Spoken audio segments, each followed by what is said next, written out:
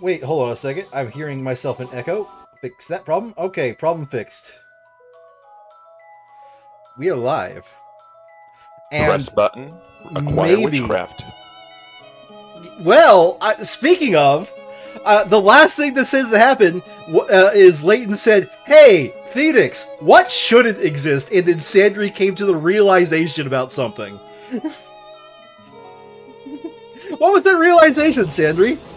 I swear to God, if it's that magic isn't real, I'm going to flip my fucking shit. Oh. If that's the case, hold on a second. Changing the title?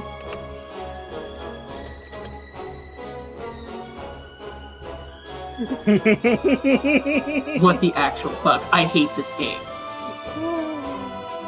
Sandry! Oh, I want to talk about this afterwards because there were some blatant hints at the end there. But I don't want to like point those hints out because they spoil something else too. Continue.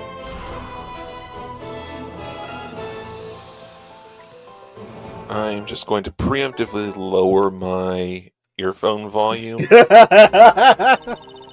Let's see here. This is definitely Maya. Oh God, that is so Maya. Remember how the professor was supposed to show up with his decisive evidence? Well, nope, he's actually now an Inquisitor. We had Darklaw on the ropes. I mean, we totally drop-kick her argument to space. We need just a bit more. But when the professor burst in saying that he would be able to prove a spell is really the Great Witch, there's no way we can give up now, but what do you do when you're up against someone like the Professor? He's so dreamy. So, where we last left off, the professor basically hinted really hard, hey, what's something in your evidence that should not exist? And it just so happened we also threw a hint coin at it because we're trying to speed through it. I actually would have preferred Sandry to come to a slow realization on that one rather than throwing a hit coin at it, but we were running out of time, right? Lawyerly dots. Yeah. Something that doesn't exist? I swear to God, I am so fucking pissed off. I have a feeling no one is going to like the answer I'm about to give, and it'll probably end up shaking this town to its core. Including one of the fucking players. I hate this answer. I have a feeling Sandry is not going to like the,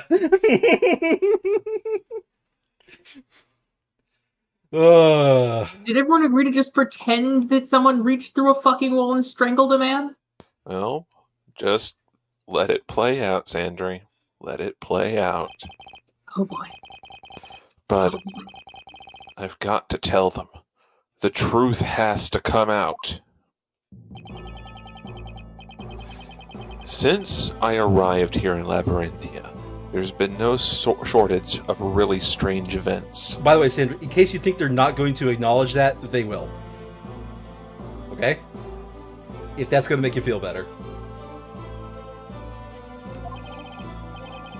Ignace, Demir, Godor, Goldor, and now Grandworm. Oh, I am Leighton. The mere command of magic is in itself a crime, is it not? In this town, witches are arrested and made to participate in witch trials. They are then sentenced to death by fire. But none of those witches actually died. That supposed death by fire wasn't real. And neither is magic. It doesn't really exist. Oh, Colin's not here, so I'm the judge too. Great. No, wait. Did I off the judge on one of you two so I can actually voice Leighton properly? You didn't. Oh, okay. Well, what are you saying, Defender? The Eldritch Woods apparently contain some rather large machines, unlike anything that exists within Labyrinthia.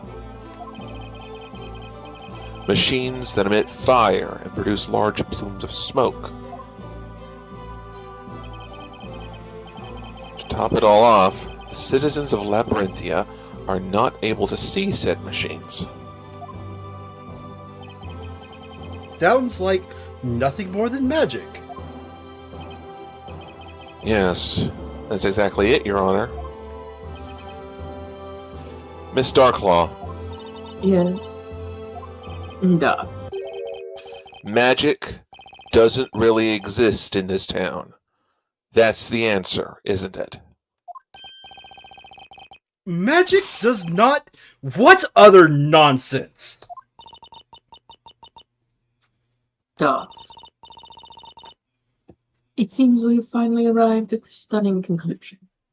The secret behind Labyrinthia. You lie, Darklaw. This is nowhere near the conclusion. Your Honor, the witness appears to be shaking violently in rage. What? What?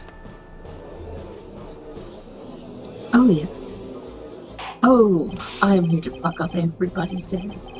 Order! Order! Order, I say! What's the meaning of this? It means Stutter? that all of the magic you've seen in this town was nothing more than an illusion, created and put into motion by the shades.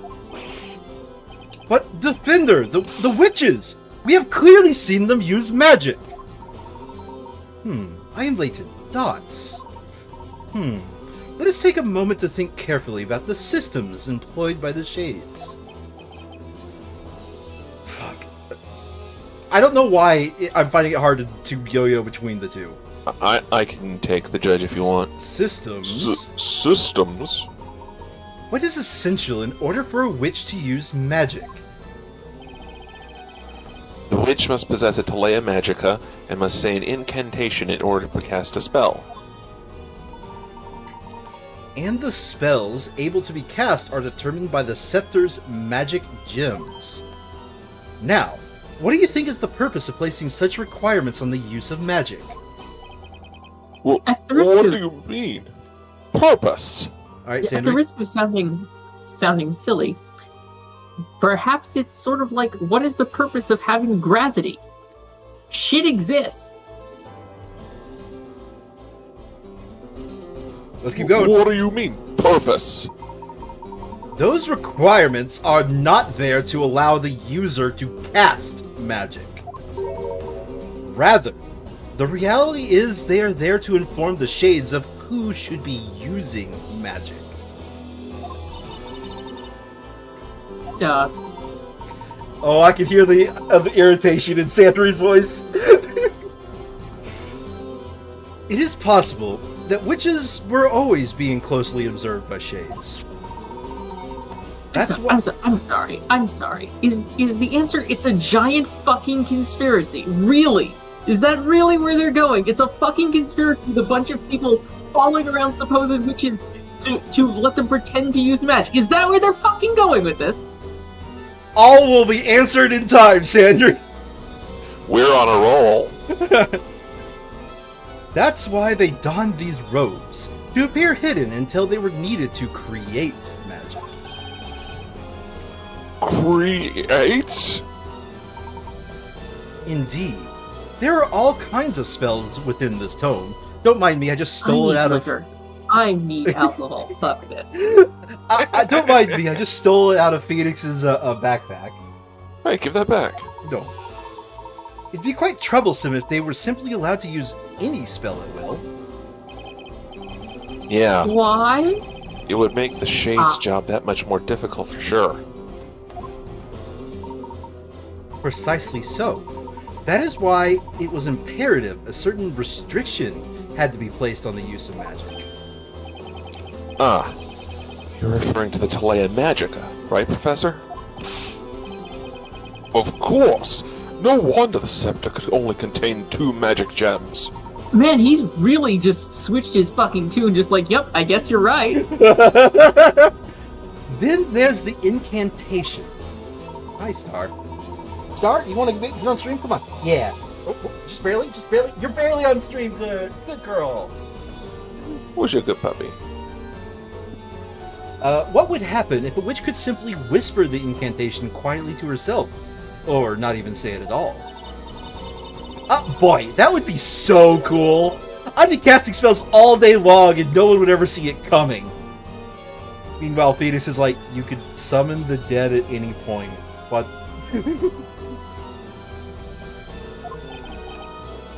Maya, we spent an entire trial proving that you weren't a witch, remember? If the witches didn't give some sort of signal, then there would be no way for the shades to know when to cast the spell. Right you are, Mr. Wright. The incantations were a way of telling the shades when the witch was ready to use magic. What on earth? Never did I think these requirements could have such a purpose. Again, Judge, you really are accepting this way too quickly for someone who's lived his entire life with the existence of magic and witches being a thing. Today he's seen several people resurrect from the dead. I think he's willing to question a lot of things. I am having a bit of a time right now. I'm in a very fragile state, so I'm just letting it wash over me. Is that okay with you, Grand Inquisitor? Now, let's think Would you back... like some of this alcohol? I have an excellent selection of hard liquor. Neat whiskey. Now, let us think back to the previous events leading up to today that have involved magic. Our first encounter with magic was the use of the spell Ignis a few nights ago. A spell like this was nothing more than flames spewed from a machine being used by the shades. Do you love how they colored in this? They colored in the negative space of this image they used a long time ago. That is a lot of fucking fire. What I love is that they're acting like this is the first instance of magic ever used in the town. Well, it's the one he knows about. That means Demir. A spell that makes the caster disappear? No doubt about it. It must have been this robe. Next is the incident with Goldor, the spell that Was she unaware that someone had chucked a robe on her head? The spell that transmuted me into a gold statue. While I understand this may sound a bit absurd, I can only surmise that the Shades created a gold statue in my image, took me, and left it in my place the instant the incantation was uttered. Professor, it's no more than absurd than anything that's happened so far. Yeah, actually, no, that's significantly more absurd, Phoenix. That is incredibly absurd. Like, 6 people carried a fucking gold statue in. Nobody noticed them. Nobody then noticed them leaving the either, ropes of invisibility. including the fucking... Like, I realized that they might not be able to see them, but there was only one door. So they would have run into Luke and the others, just believe it or not, into them with that will be tackled. Believe it or not. God in heaven. We can therefore conclude that all of the magic in Labyrinthia was created in a similar... Hi, Star! Do you want to get back on stream again? You're bothering me. We have a limited amount of time for this stream. You know what? I'm just going to give you a few treats, and then you're going to call it a day, okay? He's a pupper. Who's a good girl? Give the pupper a treat. Here you go. Okay. Here's one from Jordan. Here you go. Henry, do you want to give the dog a treat? Nope. Oh, okay. Well, I will. Here you go. Oh.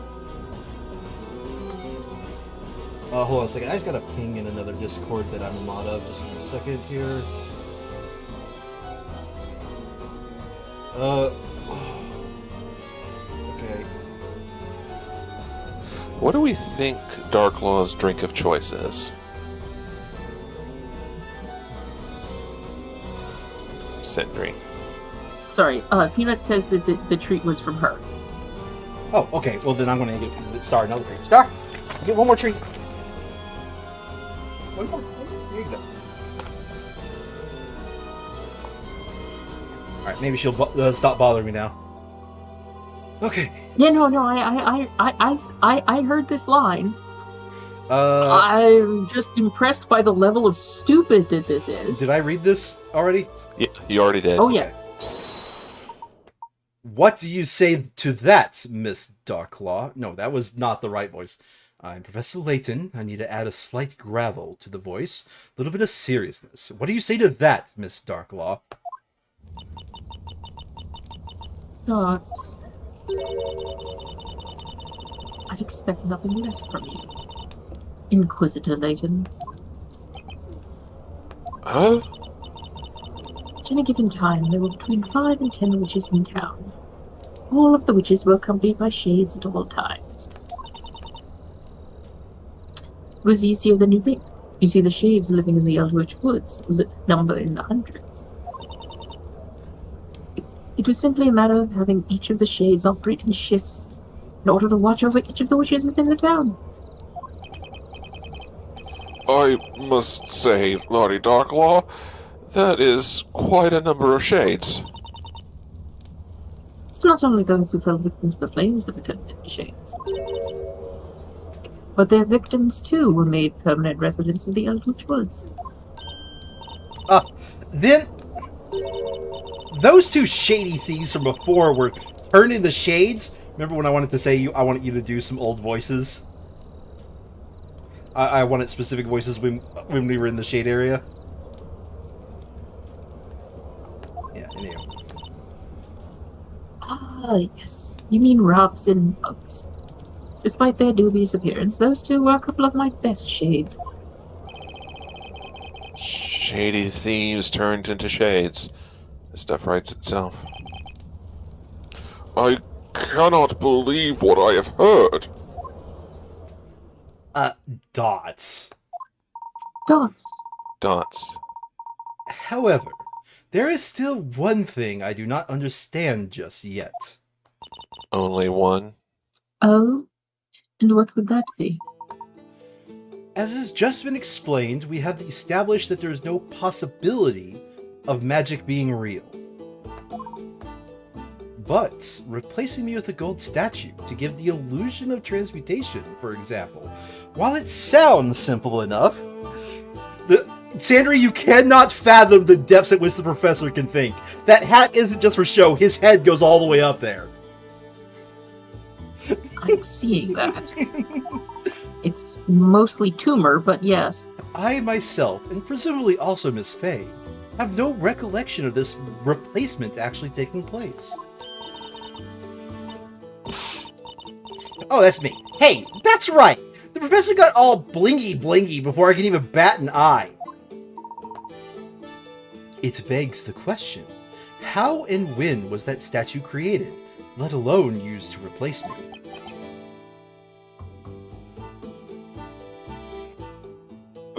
That is true.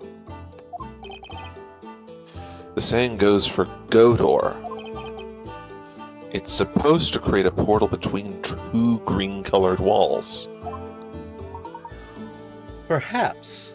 That is exactly why the spell can only work on green walls, Mr. Wright. It only works on a green screen. Still, it'd be impossible for the shades to get those portals ready so quickly. I agree. If we take a moment to think, we can see that all of these spells have one strange thing in common. A thing in common? Use of hallucinogenics? Yes, indeed. Almost as if some time between the start and the end of the incident was unaccounted for. Furthermore, any memory I might have had regarding the incident seems to have simply disappeared in the process. Ah! I've got it, Nick! It's just like what happened to Kira. She's got absolutely no memory of her life in Labyrinthia before the trial, right? Yes. Yes, I do not remember this Kira you speak of. And, oh yeah, when you really think about it, doesn't it seem super weird how the Shades are able to return to town if they complete their task? You're right, Maya. I mean, the townsfolk are bound to remember some things about them, right? Like how Miss Kira here threw a major hissy fit in court and was barbecued for being a witch. Eloquently put, Mr. Wright. I give you a 6 out of 10. Only a 6? Well, you're normally at a 3. Hence, we cannot yet conclude that this entire illusion was primarily accomplished through the use of machinery. Simply put, there must have been some way of affecting the memories of all of those within the confines of this town.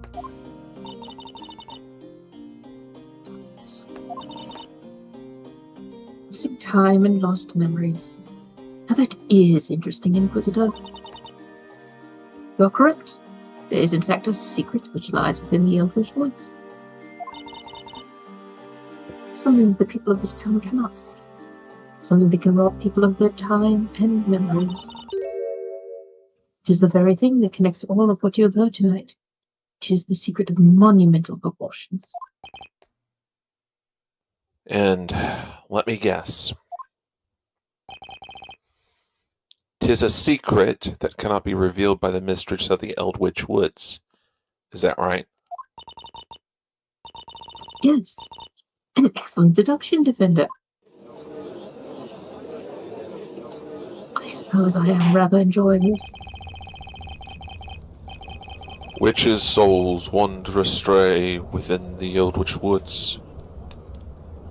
So, Witches' souls, souls of their victims, passers-by. We so, need to keep we need to keep a lot of shades stocked up. so, Sandry, it just occurred to me, as the prosecutor, this woman's still hiding evidence. Or I guess the ex-prosecutor now. I mean, I am prosecutor in a Phoenix Wright game. I wouldn't be doing my job if I revealed the evidence. Until tonight. To do my job properly, I must lie, cheat, steal, and in fact fabricate evidence to the contrary. It is my duty. So your entire duty is to gaslight, gatekeep, girl boss? That is her fucking duties! I mean, no more so than any other Phoenix Wright prosecutor. We Until all tonight. lie, cheat, and steal. Some of us even commit murders. Until tonight, I thought this nothing but a mere fairy tale told to children. But it has become clear that a seemingly large organization lies within that forest. Oh yes, the vast conspiracy. Ah yes, the witch's court is on the border between this world and the other world. Then that means in this world, your Labyrinthia's High Inquisitor, while also being the mistress to the shades in the other world. Otherwise known as the Great Witch. Indeed, Defender. Dots. May I intervene for just a moment, Mr. Wrong? Excuse me? Sure? In all honesty, there's still something that sticks out as a little odd. Particularly in Miss Darklaw's previous testimony. Only one thing. Did you say the previous testimony? I'd already pushed that out of my head. There was one vital truth that we managed to take away from that testimony. You mean that magic does not truly exist within Labyrinthia? Indeed, quite the vital, albeit shocking, truth. However, there was one more truth hidden within that same testimony. Oh, There's something else in that testimony. Must have checked the court record more times than I can count, but I didn't find a single other contradiction. Well, it wouldn't let me present anything else. We had to just throw a giant book at her. Have you forgotten already, Mr. Wright? When there is no evidence left, we have but one more weapon at our disposal, to which... We have one more weapon at our disposal with which to uncover the truth. Oh, hey, I've got it, Nick! make shit up as you go. Remember in a witch trial you can cross-examine 2 witnesses at the same time? Hey, that's right. Completely forgot. Being able to have a look at 2 testimonies side by side is bound to turn up a contradiction somewhere. Player, in the final quest, we need to give you a tutorial on the thing we've done already. Player, hey player. And that, in case you didn't notice, we're going to still use this mechanic. And that contradiction should provide us with a much-needed clue. Feels like the professor just read the fucking script. I'm not entirely sure where the professor is going with this, but I believe in his judgment. Besides, if we're going to blow this case wide open, it's got to be worth a shot. I mean, I feel like we could also probably just end the case right here. If we're accepting that magic doesn't exist, then obviously she can't be the Great Witch Vizela responsible for killing the storyteller, and we can move the fuck on. But very well. The prosecution... We will now take a closer look at Lady Darklaw's previous testimony. This is it. Miss Darklaw's previous testimony. There's a glaring contradiction between this piece of testimony and the others. Ready yourself, Mr. Wright. I'm not gonna fucking tell you because fuck you. Wait. I know this one. This is Mia. Professor Layton is just playing Mia. Do you remember in the second case in Justice for All, when she's just like, I know the answer, and I'm not going to tell you, even though if I don't tell you, my little sister might get executed. Okay, shades live outside the realm of those who dwell in Labyrinthia, Great Witch. That statement, combined with those that are put to the flames, witch trials become shades, who live in the woods. Lady Darklaw was our venerable mistress. She assigned us our tasks. She was the Great Witch. I am not a witch, nor am I a wandering spirit. Or, there's one but true purpose of the shades that dwell within the Eldritch Woods. Well, if magic doesn't exist, then she can't be a witch. Yes, but she's not a witch. She's not the Great Witch. But the Great Witch is a title. Like, you can be the king even if there's or the president even if you're not in charge of a country, if that's the title that's used for your office. Well, this is the only one that tackles the statement that was being said. Yeah. Objection! Gotcha! Your Honor, there's obviously a huge discrepancy between these 2 pieces of testimony. By the way, I just want to note something. What he did right there was actually one of the most lawyerly things I've seen in all of Phoenix Wright. Which was? When something is in no way obvious and in fact is incredibly hard to distinguish, you call it obvious immediately. Like that is the most lawyerly thing I've ever seen, where it's just like, obviously states thing that is in no way obvious and is in fact kind of questionable. Did you finish the statement? No. Miss Darklaw stated that she is known as the Great Witch. Yes. However, according to Miss Kira's testimony, Miss Darklaw was her venerable mistress, the Great Witch. That is correct. Are you fucking serious? She was the Great Witch. Note Miss Kira's use of the past tense. Past tense? I am afraid my grammar is not quite what it used to be. May I ask what you mean? No, you may not ask what you mean. The fire is right over there. Please go breathe in. No, I am going to give this scene a pass because this is definitely a lot more obvious and more of a twist in Japanese. This is a Japanese language thing. I'm just going to state it for what it is, okay?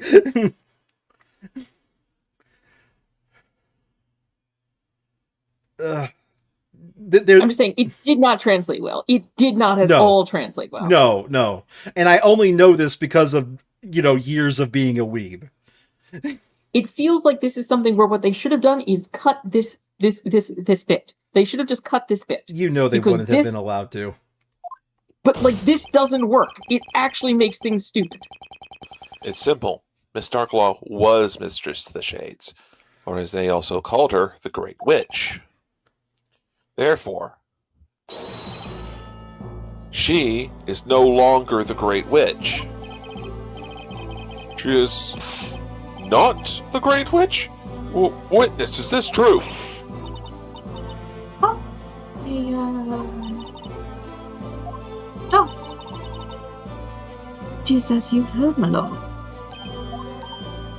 I relinquished my position as the Great Witch in order to fulfill the objective of this task. And what would that objective be again? That would be the assassination of the storyteller, Your Honor. Well, proving the Witness. value of assassination. Witness, at the beginning of this trial, you stated that you came into town in order to complete your task, didn't you? What's more, you said that you were going to summon the fire dragon to do it. Now, this task, it wasn't Miss Darklaw here that gave it to you, was it? No, it wasn't. So then, the most pressing question is, who was it that gave you that task?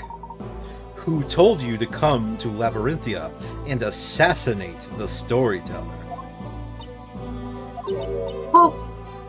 I cannot tell you, no matter what. Alright, so Darklaw isn't the Great Witch anymore. Which must mean the mastermind behind this entire thing is... Maya! It would seem the defense has worked it out as well. Mr. Wright, you know who really gave Miss Kara her task tonight, do you not? I'm assuming it's Isabella. Defender, I ask that you enlighten the court. Show us who really gave this witness her task to assassinate the storyteller. Well, of course it was the vigilantes. Do you think it's Isabella? But seriously, I'm going with Isabella. You're wrong, apparently. As usual, Defender, the... Aha, bitch. Boy, I'm sorry, it just seemed to me like that would be the appropriate level of stupid for this. It pains me to say this, but it seems as if you are stupid. Oh, come on.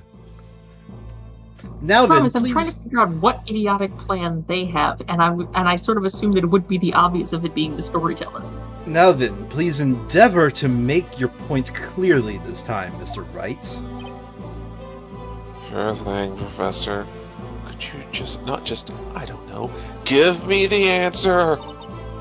You know... Oh no, he's a professor. It's a learning Shut up. opportunity. Whoever replaced Darklaw has to be someone pretty high up in the food chain, don't you think, Nick? Somehow, someone high up, huh?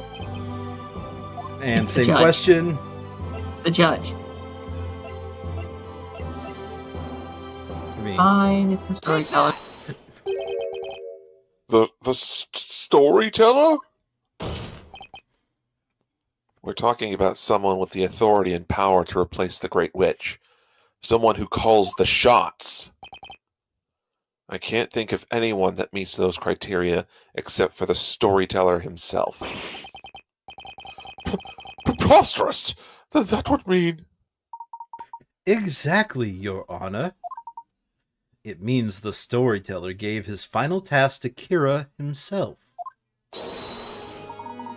He was, in short, responsible for his own assassination. Alright, Sandry, this is where you got to talk about, like, what happens if you hire an assassin to kill yourself. What? Is there actual case Pretty law sure that's of still a that? crime. Is there actual case Probably. law of hiring an assassin to kill yourself? Order. I'm fairly sure there must be. But for what purpose? Why would he plan out his own assassination? Insurance fraud. Suicide would rule out the life insurance policy. That I cannot say, Your Honor. However, the final chapter of the story does tell of his inevitable death. While he assigned the task to Kira himself, it is perfectly natural that he would do so. However, what is not natural is your behavior tonight, Miss Darklaw. Shame on you. Bad kitty.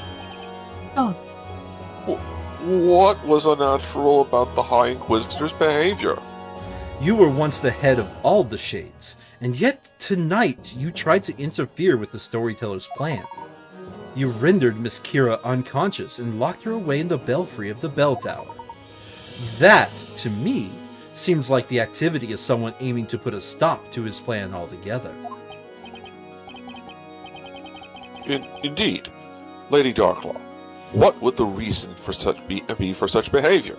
Fuck you, that's what. well, I leave that to you, Mr. Wright. I know all the answers, but you have to say it. Based on what we've seen in this trial, the defense believes Miss Darklaw's reason for covering up her actions tonight can only be attributed to one thing. Miss Bella? This plan was handed down by the storyteller himself.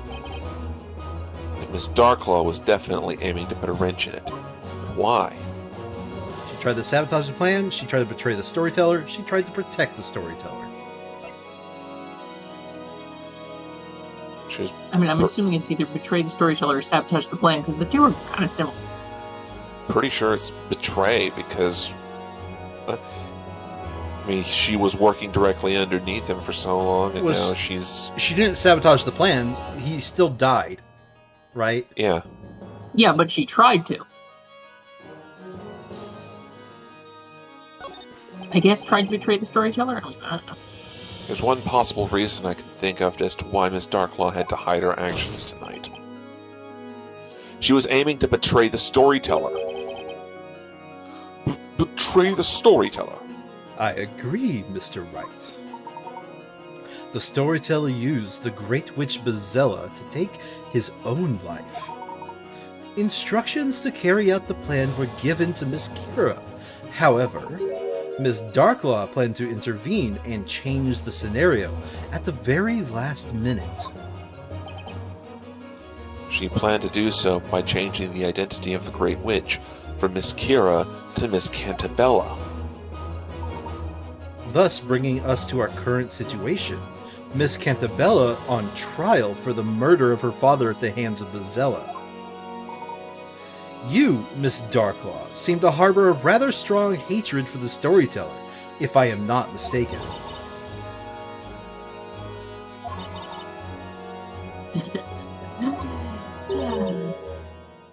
A hatred, you said? Yes, I suppose you could call it that.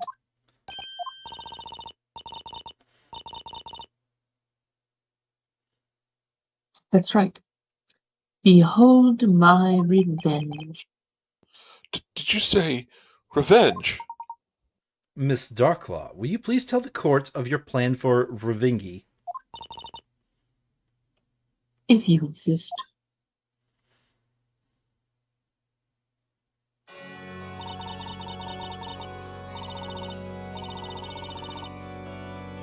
The High Inquisitor, and also the Great Witch. Long have I donned these two masks, one as Labyrinthia's protector, the other its harbinger of destruction. In other words, I was merely meant to serve him. And yet, he sought to selfishly pin the ending of the story under his own terms. He did not care enough about me or any of the townspeople to allow us the dignity of deciding our own fate.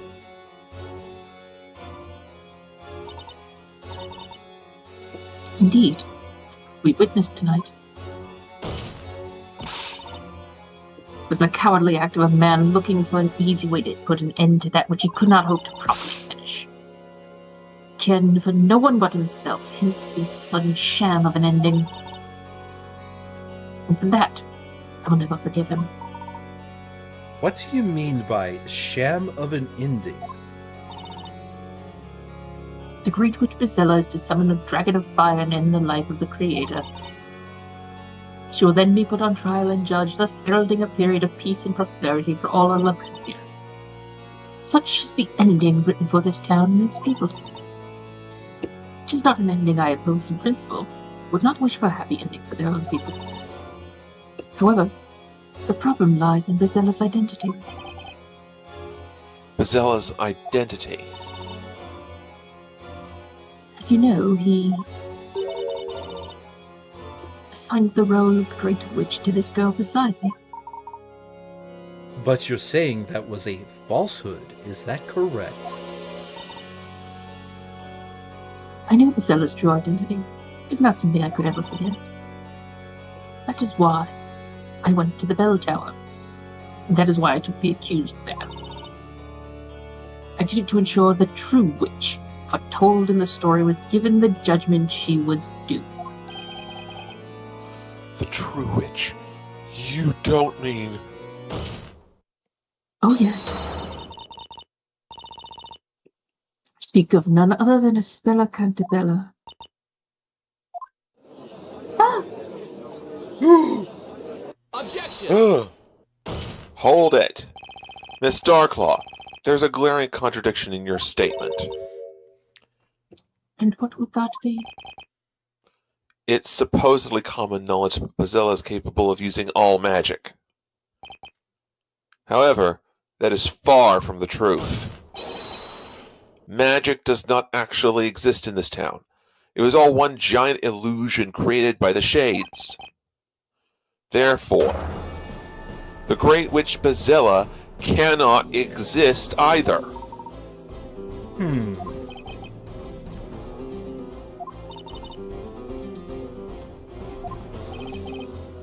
Thoughts? Dogs. You know who this is. You fool.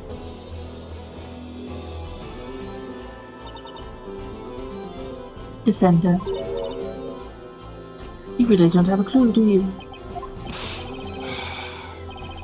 But wait just a minute now. Is the Defender not correct? If magic does not exist, then it goes without saying that witches do not exist either. And that would include the Great Witch, would it not? I'm assuming the Great Witch is the one responsible for the fire. That's right! They've been lying to us the entire time! the whole time! Dastards!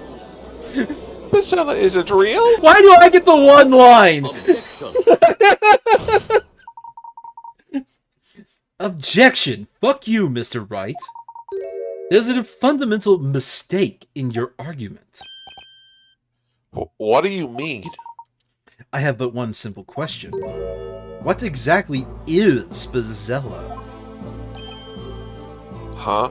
Well, she's supposed to be the head of all witches. No, she's the cause of the Great Fire. Allow me to reword the question. The Great Witch Bazella is the root of all disaster within Labyrinthia.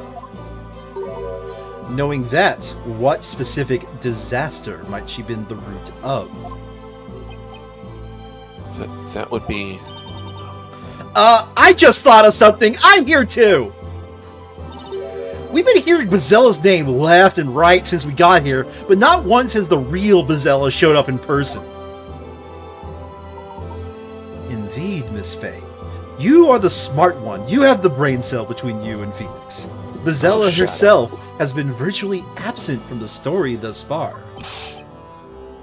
But, Inquisitor, did she not claim the life of the storyteller tonight? It would appear so, Your Honor. However, there is just one more thing. Consider this. Which particular story is every citizen of Labyrinthia most familiar with?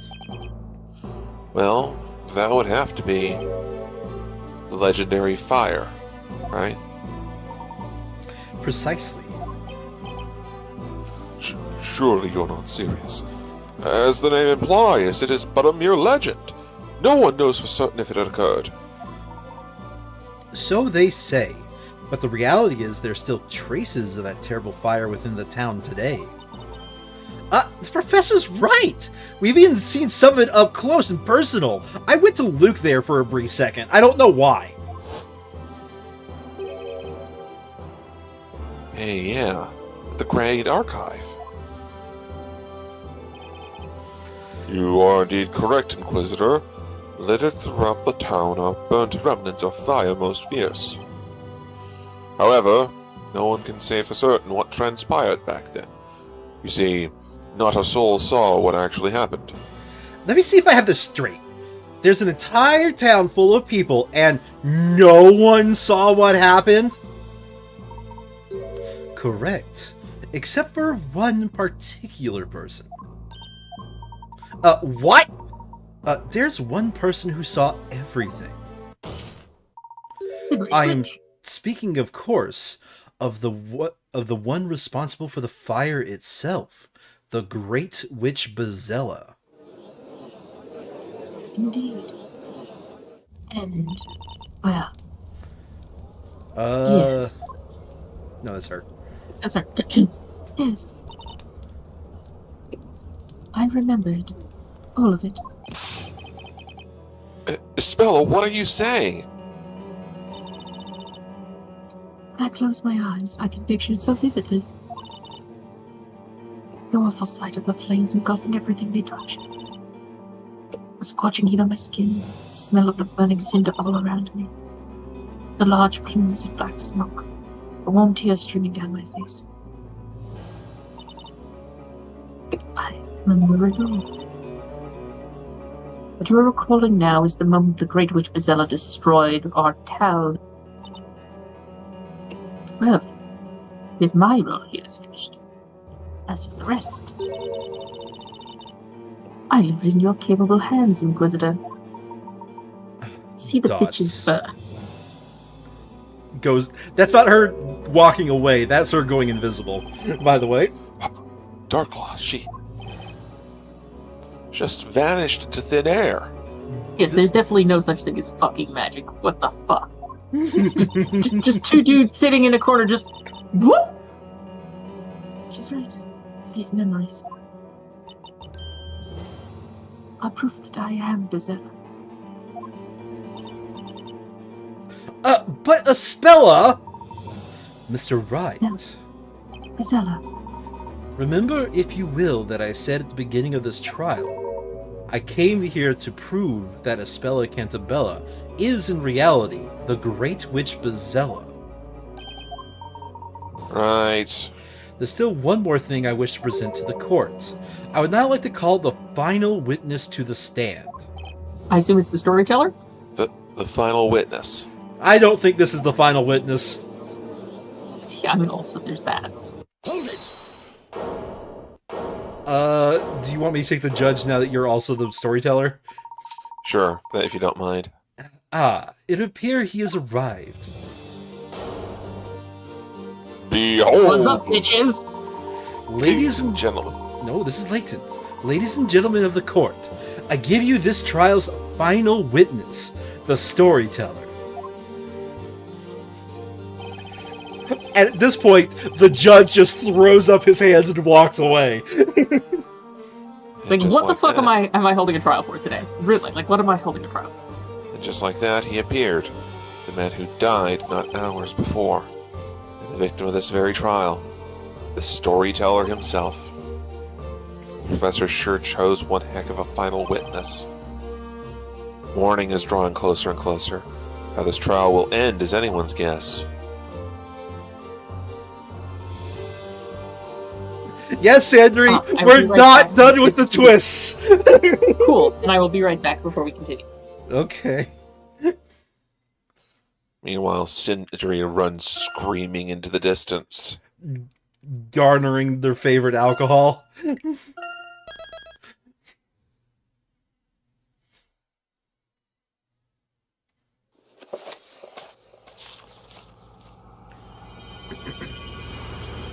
Epilogue. The first story. The epilogue is the beginning? The beginning is the end. The end is the beginning. The end is never the end is never the end is never the end is never the end is never... What the actual fuck? We'll give Sandry just a brief moment. Do you know what I was quoting when I was saying the end is never? Oh god. It's like right at the tip of my forebrain. I can't remember. When Stanley came to a set of two open doors, he entered the door on his left. Okay. This, of course, was not the correct door, and Stanley knew that. Perhaps he wanted to go to the break room. The end is never the end, the end. I don't think he said... why, did he ever say the end is never the end? No, that's like one of the... the screens. He always said the end is never, the end is never, the end is never. But the way he said it, he changed the cadence so it kind of sounded like that sometimes. But that's also if you played did you play the Ultra Deluxe? No. Ooh. If I wasn't in the middle of an achievement on that, I would boot it up and show you, but there's a certain achievement I'm aiming for. Do you want to know what it is? You don't have to tell me. Oh, I have to. Okay, It's don't play the game for 10 years. The first game had don't play it for 5 years. Literally, I think both achievements are named Go Outside. Which, you know, that's just funny within itself.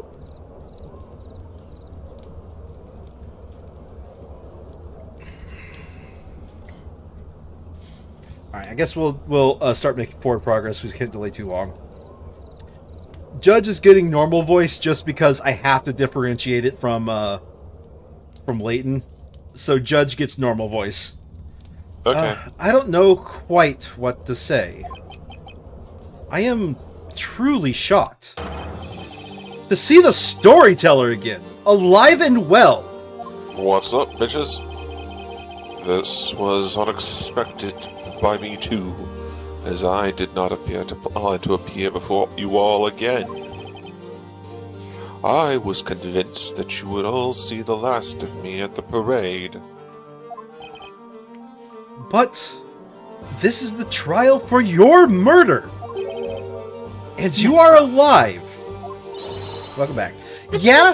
Details. Yeah, see? No one was killed, so let's call this whole thing off and never have witch trials again. Whoa, Maya, take it easy. We're still in court, remember? No, I think she's got a real... She's kind of on point here. There is no crime. Why are we having a trial? She has the brain cell, Sandry. This is terrifying. Why is Phoenix, like, not just going, right, there is no crime, the storyteller's not dead, there's no murder, what is the trial about? But what's the point of this? Oh, go ahead. Who is the Great Witch Bazella? That's the point of the entire trial. By the way, this is the epilogue, and the title of the chapter is The First Story. So, the epilogue is the first story. The epilogue is the beginning. It's one of those circular story things. Spella would never do anything to harm her papa. Objection. Objection. Yes, she would. Fuck you. I would say that. If only it was as simple as that to end this trial. However, it is not, Miss Fay. But Professor! Search your memory and you'll know it to be true. The crime... Oh, I actually said that without even reading the second half of that sentence. I just read search your memory, I had to say the line. The crime... How they're Vader of you. Yeah, the crime Miss Cantabella is accused of is not just murder. The purpose of the Witches' Court is to sentence the witches for what they are. Isn't that right, Mr. Storyteller? Yes, well, at the risk of pointing it out, we've also proved there are no witches! I fully intend to expose the true identity of Bazella. And that would not be possible without you, Mr. Storyteller, on the witness stand. I see. And so you assume the role of Inquisitor just to lure me here. Be that as it may, the Inquisition still maintains that Aspella Cantabella is the Great Witch Bazella.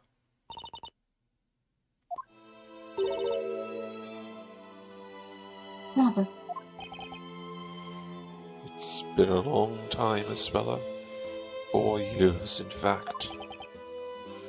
You must have experienced many hardships living amongst the townsfolk. This daughter of mine never fits in with the others, no matter how hard she tries. Oh, it wasn't quite like that. There were people who supported me. Aunt Patty was very kind, and the customers who came to our bakery were nice to me. I am happy to hear that. I wanted to watch over you ever since you left for the town, but in the end, I failed to do so. I had no idea what was happening to you. I am very sorry, Bella. Oh, Father, you needn't apologize to me for anything. To me, that was human apology. I had to kill you. Yep, no, I understand. It was my fault, not yours. There's no reason for you to blame yourself. Father, I'm happy we got to have this talk. Right before I'm set ablaze. Bella. You were so busy writing everyone else's stories, we stopped talking to each other. Oh, it was different. You used to have time for me. Please forgive me. Why did it have to come to this? Mr. Storyteller, it is time to put everything in order now. Huh? The townsfolk and your daughter deserve to know the truth. The truth about yourself and the story. Yes. I suppose it is time I told you the truth. Your Honor! Yes, Mr. Storyteller? Let us begin. In this trial, I shall be judged. Guilty. Well, hold on. Understood. The witness shall testify. People of Labyrinthia who have gathered in this court, I will now tell you the true story. Many of you will certainly find it hard to believe and difficult to accept, especially you, Sindri. Nevertheless, I ask you to please lend me an ear and listen with open minds. Isabella, my dear daughter, I ask you to do the same too. Oh, Father. I don't really have a choice. I'm kind of tied up here. The truth about Labyrinthia. Although you know me as the storyteller, I have one more identity. I am the president of Labrellum Inc. This whole town is one of Labrellum's research facilities. It may be hard for you to comprehend. Is this Vault 101? Is this just Vault-Tech shit? This land is rich in a very special substance, which affects everyone who lives here. This substance enables the manipulation of people's minds, and that is what Labrellum is researching. This experiment began 10 years ago. The townsfolk all became test subjects.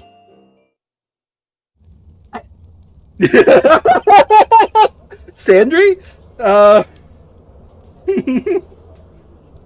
What the fuck? What the actual fuck? What the this is beyond stupid. Like, Hey, Sindri? Remember when I came on for the first time on that stream? I made kind of a joke that this is some deep cover LARPing? I had to have the straightest face in that moment, and I don't know if you saw, I looked up at the camera at that point. so here's the thing. Dots. This is worse than Sherlock Holmes. This is worse than Sherlock Holmes. Don't get me wrong, I enjoy Sherlock Holmes stories. I do. But Sherlock Holmes stories are absolute trash insofar as they do not give any sort of telegraph to their story. They really don't. The reason that they don't in the case of Sherlock Holmes is because they're written by John Hamish Watson, And John Hamish Watson is kind of average. He's not capable of observing the things necessary to come to the conclusion, let alone thinking them through and coming to the conclusion. But you sort of suspend that for Sherlock Holmes. I am going to state this, Sandry. Playing this game a second time, I could see the clues. I believe I made that comment at some point during our playthrough. Oh, I can see what you're saying, but at the same time, I'm gonna just disagree with you there. Yes, there were things that could be considered clues, but the narrative has been pretty unequivocally not leaning in any way towards this, and then suddenly just this. I don't understand. What does it all mean? I don't quite understand what I've just heard. Oh, yes, that's because you think you're part of a medieval society. I do not blame you. I suppose all the townsfolk are just as confused. Labyrinthia is an artificial town, created entirely by me. But, of course, as artificial as it may be, it is the reality for those that live here. For these past 10 years, I have been bringing the illusion to life by writing the story. I am lost for words. It feels as if the whole world has been turned on its head. Well, yes, God is literally coming down and telling you that, by the way, this has actually been a simulation. Your Honor. And then he disappears in a puff of logic. Your Honor, it is certainly not an easy matter to grasp this new situation at once. Regardless, I suggest we hear more of what the witness has to say. Yes, I agree. Let's continue. The defense may begin the interrogation. Thank you, Your Honor. I gotta admit, not sure why we're interrogating. Like, again, this seems like we've kind of established that nothing here fucking matters. Why are we still here? Oh, we'll get to that. Do you want me to throw just hit coins at this, then? Why are there, like, 6 more fucking twists coming to us? I'll throw a hit coin at it. Press. Hold it!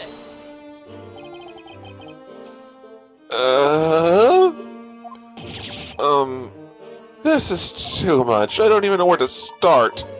Labrellum? Umbrella Corp. That's a name I've heard before. It's an anagram of umbrella. It is the global pharmaceutical company with headquarters in England. If my memory serves me right, it was founded by Arthur Cantabella. Indeed. That is my true name. He's the Arthur of the story, Sandry? Huh?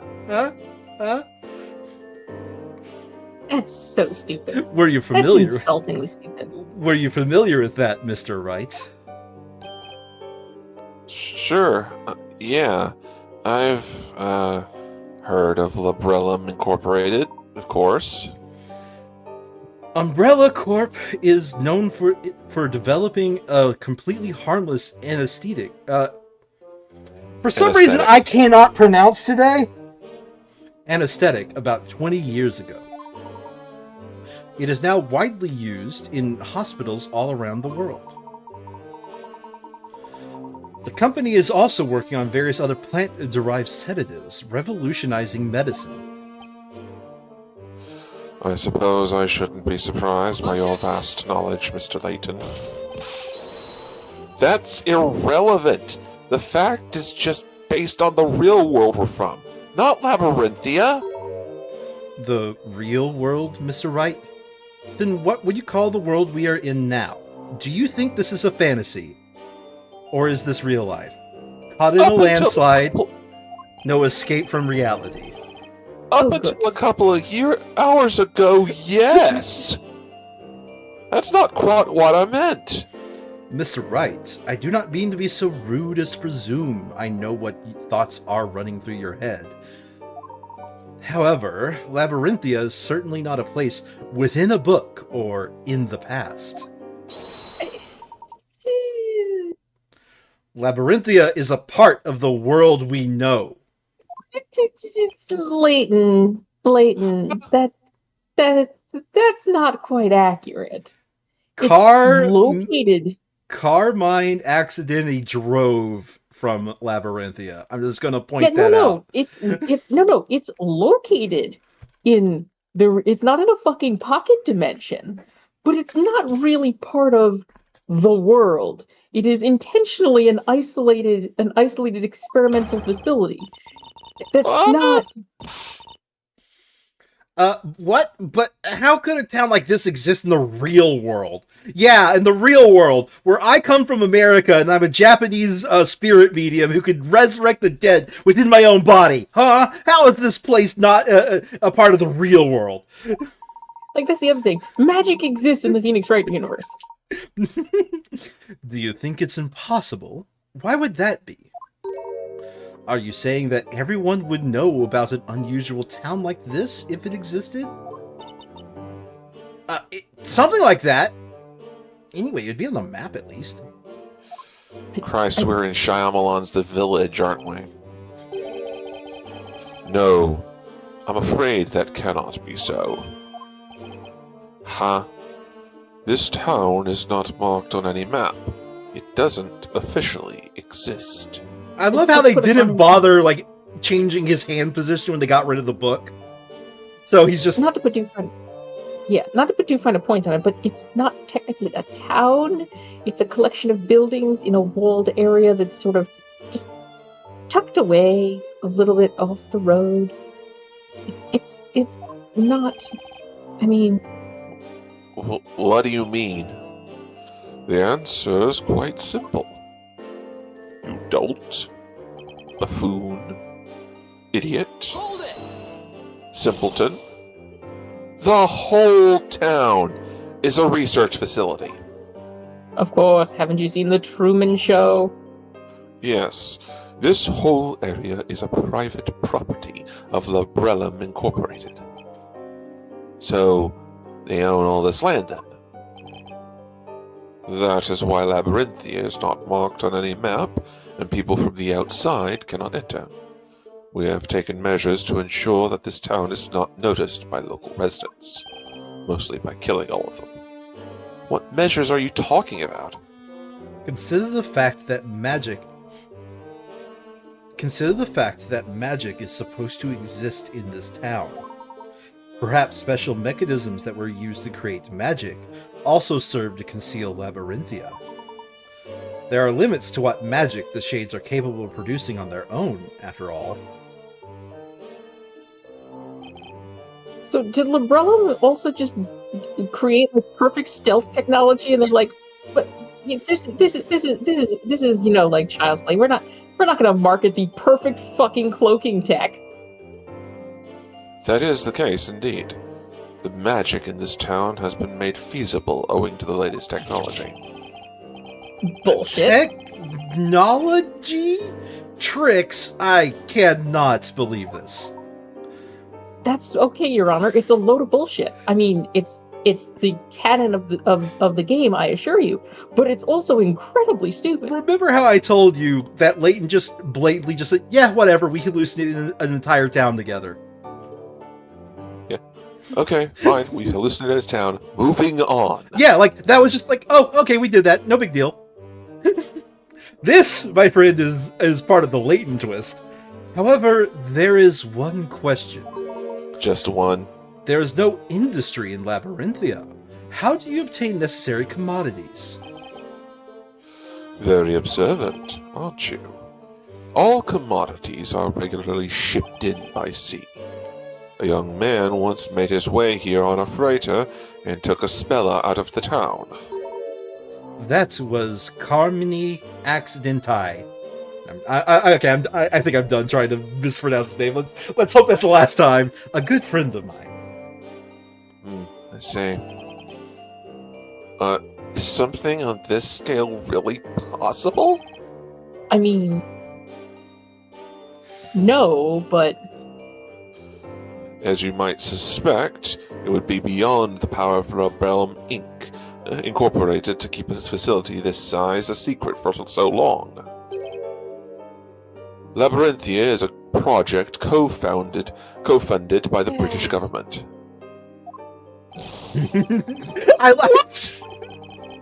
It's a government project. I love But- that sigh, Sandry. What would their stake be in this? The ability to control the minds of their citizens doesn't seem like a valuable thing to a government. They would love to be able to make sure that citizens do exactly what they're fucking told.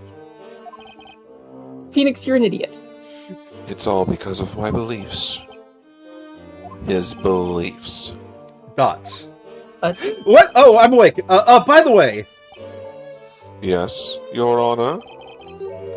what is a research facility? I've never heard of anything like that before. Yes, that was careless of me. Naturally, you wouldn't know what that means. How should I explain? This whole town is my creation. That's what it was about. Yeah. In other words, it's all your story that makes it all clear. Mm-hmm. Swing and a miss, Your Honor. Getting back to the topic. So, Sandry, There is... I do have one question.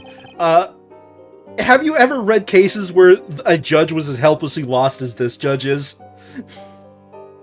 that generally doesn't get published. Because this judge Like- is helplessly lost. He's helplessly lost, but the thing is that it's sort of the job of the attorneys to make it clear, since the judge is the finder of fact. Like, making him hopelessly lost is not really doing yourself a favor as an attorney. Alright. Because hopelessly lost judges just get mad and start handing out punishments. To be fair, most judges don't have their entire view of reality upended in a single night.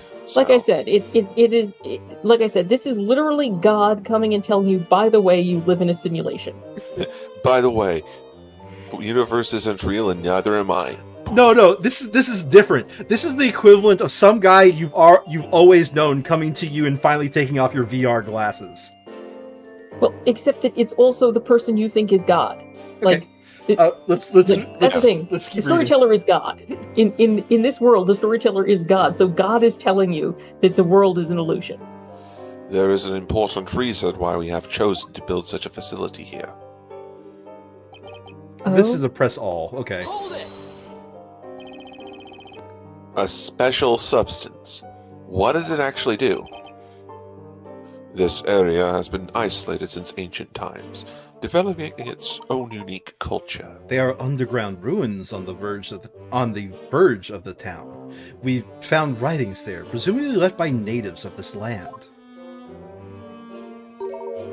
A bell that was supposed to be there was missing. So you have seen the ruins. I suspected that you would find them. Then perhaps you have also noticed that everyone who lives here has a very peculiar condition. This is a nice invisible book I have. A peculiar condition, you say? I can't just sit here quietly like a patient old man when you're saying such things.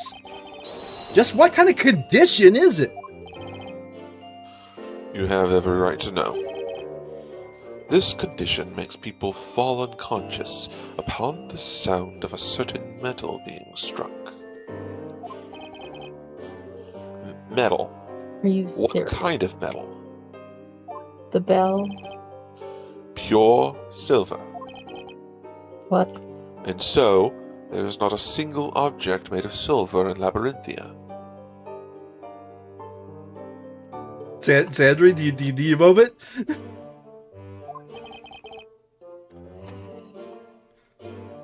Now that I think of it, that's true. Just imagine what a disaster a fancy dinner would be if everyone fainted whenever they used silver cutlery. That would be hilarious.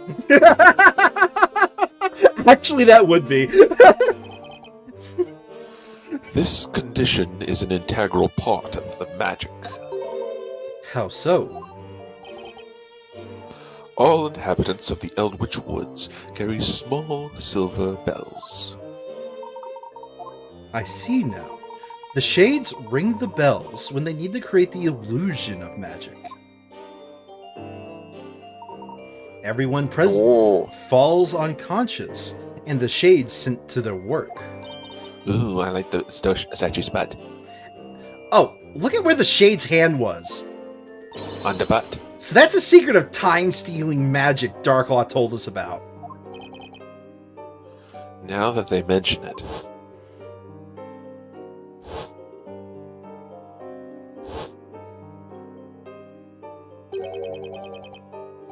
Kira had a small bell with her when we saw her back at the marketplace. Wouldn't the shades also fall unconscious? We have been researching this condition at Librella Mink, Incorporated. And finally we discovered its cause. It was the groundwater. They just don't drink the groundwater, Sandry. Water causes it?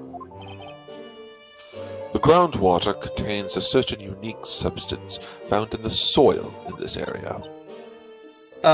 So if you drink that water, you get the silver allergy thing?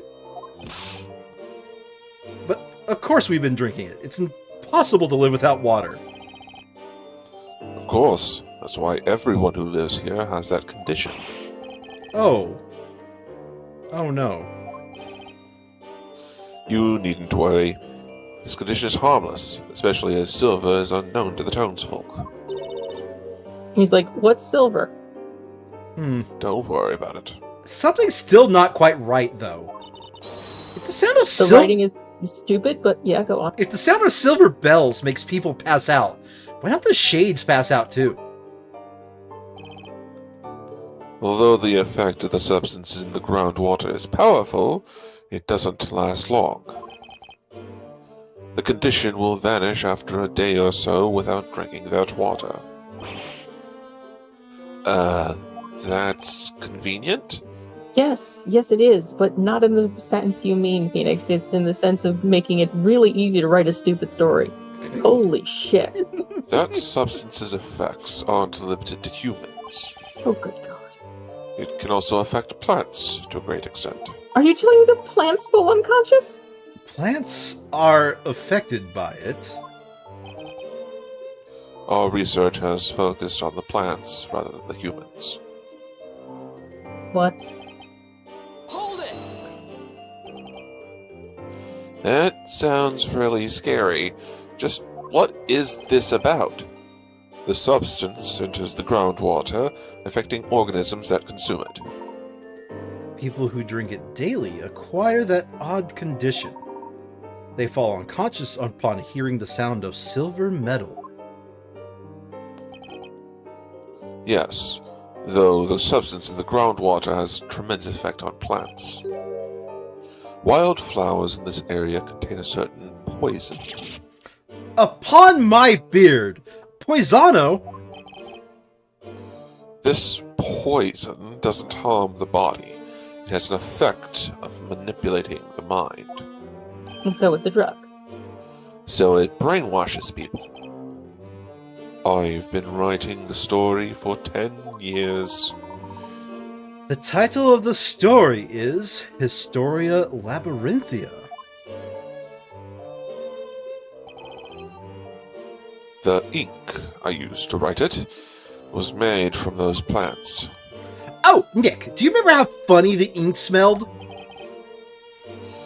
That was the gas released when the ink evaporates. And that's what the trick is. It was about this big. What? Those that inhale the gas become extremely susceptible to suggestion. No, I figured it out. He's trying to tell us how big of a fish he caught. I am grasping an invisible titty. You mean brainwashing? They will believe anything that I are told, or anything they read, however strange or unrealistic. It will be imprinted upon their minds as the truth. Now he caught a fish this big? So, No, that just was a huge titty. huge titty. I want those butts. So that was the true purpose of the parades. I desire large behinds, and I cannot prevaricate.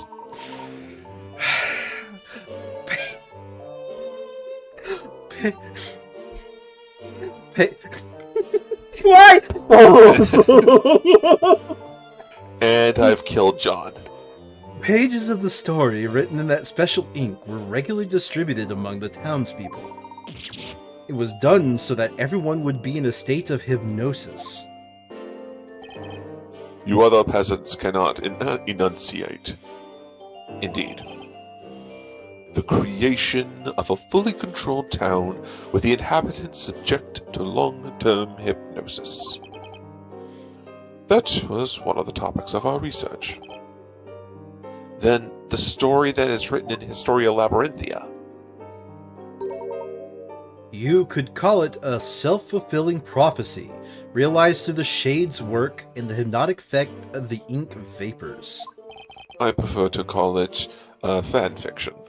Is that how it was all this time? The Brellum used hypnosis to control all these people. You know, I gotta point out, it says something about how poor the writing is to me, because this is the sort of story where normally I would be feeling a visceral sense of hatred towards this sort of thing, and I'm just sitting there going, man, this is dumb. I'm like... Go ahead, Jordan. I can't believe that the government was supporting that. Okay, that is the stupidest thing Phoenix has ever said. Hold it! Again, the government... I can't believe it. The government would be supporting mind controlling the citizens? How absurd, you fucking idiot. Well, all the people subjected to this experiment have been living here all this time? No, we started with just a few people, gradually getting more and more. I must say that I'm afraid of what the answer is to the question might be, but where did these people come from? Prisons, kidnapping. You haven't resorted to abduction by any chance, have you? Of course not. Every test subject signed a contract with Labrellum. A contract to have their memories erased and be used like pawns? The current inhabitants of this town have one thing in common. They were all dissatisfied with their lives and wanted to start anew, forgetting about their mistakes, forsaking unwanted identities. There are more people like that out there than you might think. They have all agreed to participate in our research. But that's insane! It's not as unreasonable as you suggest. We give them a new identity, a chance to start their life again. But they work for corporate dime. Well, this is a Netflix special, so... In return, they subject themselves to hypnosis and live in this town as our test subjects. In order for this project to be possible, we suppress their memories of the past, including the memory of signing the contract. So, ultimately, they are not aware of what is going on. I couldn't agree more. I've got no idea what's going on. That's normal. Let me make this clear, Mr. Wright. We do not erase their memories. We suppress them. We call it severance. They will regain their memories of life before Labyrinthia once their contract is over. So this place was uninhabited before you started this research 10 years ago? And you've managed to keep everyone in a state of hypnosis for 10 years straight? Can you really hypnotize someone for that long? I mean, 10 years is one heck of an acid trip. It was achieved through the distribution of the story during parades. The ink vapors have a powerful effect, but it wouldn't last 10 years. Could you imagine the power that the British government has once they just, figure out how this works and just distribute propaganda that is 100% effective? like I said, the fact that Phoenix can't imagine a government would want this power is just baffling. With each parade, the effect was renewed. That's why the parades took place at regular intervals. That was the true purpose of that event.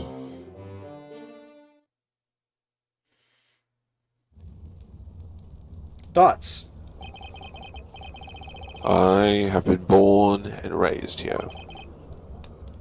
Speaking of born and raised, there are children here. Children that presumably were Wanted born to get out here.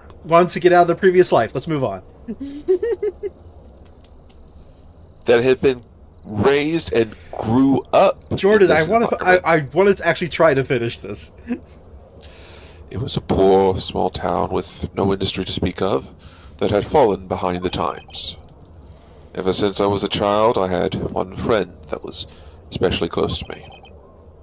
He was a bright boy, curious about the world. His name was Newton Belduke. Sir Newton Belduke? The alchemist? Full Metal Alchemist. So they were childhood friends? The plot thickens. He had always been interested in the unique natural features of this land. There was really nothing here, but to us this area was an exciting place worth exploring. And one day we made an astonishing discovery on the outskirts of the town. We stumbled upon the entrance to the underground caverns, leading to the colossal ruins. Look at all that, Newton! This is so amazing! And this strange writing. I've never seen anything like it before.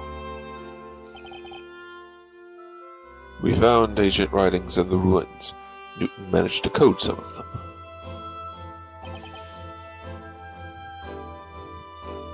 According to our findings, a highly advanced culture had existed on the land where our little town was built.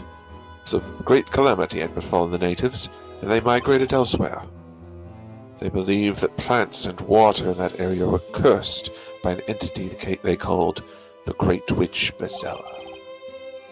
The natives sealed the curse within the ruins and left in search of a new home. That is all that we managed to decipher. Bezella's curse. It was sealed in the ruins, you say. Would that be the Bell of Ruin? The Bell of Ruin. Oh, that's the bell from the bell tower. I wonder why it's got an ominous name like that. Well, she's given up the brain cell. Regrettably, we couldn't get any further information from the writings at that time. I knew she gave up the brain cell the moment she said the plot thickens.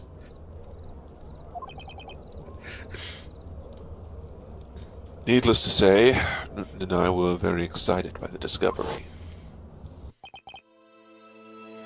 I knew it! This place is special.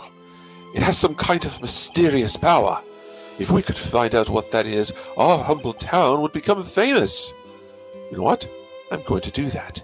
I will unravel the mystery of this place. And so, Newton began studying the indigenous plants and substances dissolved in the groundwater. On the other hand, I studied economics and management at university in London. I dreamed of bringing prosperity to this poor, forgotten town. I wanted to change it for the better with my own hands. Meanwhile, Newton had succeeded at extracting a new anesthetic from local plants. Was that the anesthetic which led to the foundation of Labrelm? Yes, it was a huge success for Labrellum Incorporated. Before we knew it, we were making a fortune. We wanted the whole world to hear about our hometown. Alas, fate was not kind to us, as we never realized that dream. Everyone in our town had died. All of the townspeople perished. Huh? What? Just what on earth happened to them? My daughter burned them alive? So keep in mind, from the Dots. judge's perspective, the Great Fire was like hundreds of years ago, right? Yeah, no, But I this know. town has only existed for 10. Yeah, no, I got that. That does not matter anymore.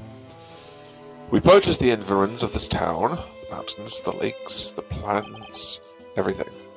Then, 10 years ago, having received financial support from the government, we started Project Labyrinthia. There he goes, fondling the booby. It was much smaller in the beginning. It started as no more than a village. Over the course of 10 years, it slowly grew into a town. The population increased as well. More people were signing the contract with Labrella, slowly increasing the number of inhabitants, correct?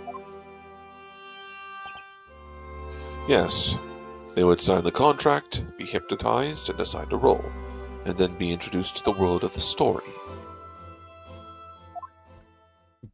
Dots. Dots. Dots. Uh-oh. The organs have started. I have spoken at length. Thank you for patiently listening to my tale. Bazilla is the name of the witch from an ancient legend that we read about in the ruins. It is a fictional character. She does not exist. But then magic and witches judge. I am having a moment here. Magic is just an illusion, and there are no witches. Alright, so it's all fake. That doesn't make it much better. Why did you write a story where people get killed with magic and witches are thrown into the fire? Could have made it peaceful, pleasant world where everyone would be happy. No, that was not possible. But why? I got the brain cell back, by the way. This is a research facility, after all. We're researching ways to completely control human beings. Oh, alright, we're cool with that. Test subjects need to be exposed to extreme situations, so we decided on a fantasy setting. We wouldn't have got the funding from the government otherwise. I think they're on an the island, cruelty, by the way. the cruelty is the point, after all. Something I've been thinking about. I think they're actually on an island, by the way, Sandry. Yes, so we call it the that is one way to keep it isolated. we call it the Isle of Man. In other words, we're running a business. I am a capitalist, after all. Dots! But just what instructions do you give to the people you hypnotize? You don't give each of them a full set of memories of their whole fictional life, do you? No, it's much more simple than that. We only give them 2 pieces of information. The first one, they were born in this town, and the second was their new occupation. Then they fill in the gaps themselves, without being aware of it. The human mind requires a consistent story of one's life. Which means, of course, that no labyrinthian has memories from earlier than 10 years ago. No one has any memories from before they came to Labyrinthia. What are you saying? That's all one big lie. I am who I am. But can you remember your childhood? I can't. Wait, I'm sorry. I think that was God that just spoke there. That's true. I am what I am is in somewhere in the Bible is one of the ways that God refers to God. I am that I am. Sandry. Away! I can't recall my own mother's face. Wow, he's in the audience? As you can Dude, hear, that would be me. no one can remember their real past. There are no exceptions. Not even you, Judge. Or should I call you Bob? Huh? Wait a second. No exceptions? No one can remember their childhood, Sandry. I smell a contradiction here. Ah, it seems Mr. Wright too has noticed it. What are you talking about, Leighton? Mr. Cantabella, you have just testified that not a single citizen of this town remembers anything from more than 10 years ago. Yes, as that is the truth. Now, that's a strange assertion, especially coming from you. What? What do you mean? There is one person in this town who remembers what happened more than 10 years ago. That So it is cannot the be. Inquisitor, Isabella, or both? It is impossible. They must be merely imagining things now. Mr. Wright, please enlighten us all. Who is the person that remembers their past? I mean, Isabella's been kind of screaming that she remembers her past the whole fucking time. Take that! Precisely, Mr. Wright. That person is none other than Aspella Cantabella. What? That's impossible. It's true, Father. I remember... Okay, clearly he's putting it a little strongly, but I remember as if it happened yesterday. The legendary fire. 1 hour warning. No, that's impossible. That's just your imagination, Isabella. No, it's not. I couldn't remember it before, but it's all come back to me. Because I am Bizella. No! Isabella, there are no witches. That fire, it was just a bad dream. The Inquisition would like to renege on the storyteller being the final witness and call Aspella Cantabella to testify. What? Please, I would rather like to come down from here. Regardless of whether Miss Cantabella is Bazella or not, her memories may contain a valuable clues. Yes, that may be so. No, wait. I don't agree to this. This trial is over, Your Honor. Objection! Objection, you're not the leader anymore. You seem to be forgetting something, Mr. Cantabella. Your story has ended. You are no longer in control. Fuck you, I'm the storyteller. You are merely one of the characters. And this is also why we will not cease seeking the truth until we find it. This is getting very meta and I do not approve. Defense, what is your position on this? Isabella Well, let's do it. Isabella keeps insisting that she's the witch Bazella. As her attorney, I should refuse to let her speak to the court. But what's really important now Is that as her attorney, you should refuse to let her speak to the court. is finding the Fucking truth. asshole. Just as Leighton said. I mean, this is a common Phoenix thing. You know that. I know, he's just like, you know something? I know that I represent a client, but what if I say fuck my client and just do what I'm interested in? It's like, then maybe you should stop being an attorney? Zealous representation? What's that? There's only one way to proceed with this trial.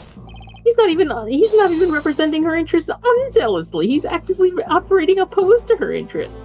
Her interest is to not be burned alive for being Bazella. And that's by questioning Miss Cantabella about her memories. In that case, the court summons Aspella Cantabella as a witness, but let me get this straight. This is the final witness. I doubt it. Attendants, bring the accused to the witness stand. This is getting way too meta and I do not like it. It's my turn now. Sandry gets to actually finally speak for a character for once in a while. Now, witness, testify about your memories. Character voice. Testify about your memories of the legendary fire. Yes, my lord. Witness. So then, I was just a little girl then. It happened during the annual fire festival. Everyone was gathered in the town square for the fire festival, and I was watching them from the bell tower. Great witch Bazilla awoke within me and brought calamity upon the town. an enormous fire dragon appeared. I was trembling with fear, terrified by what I had summoned.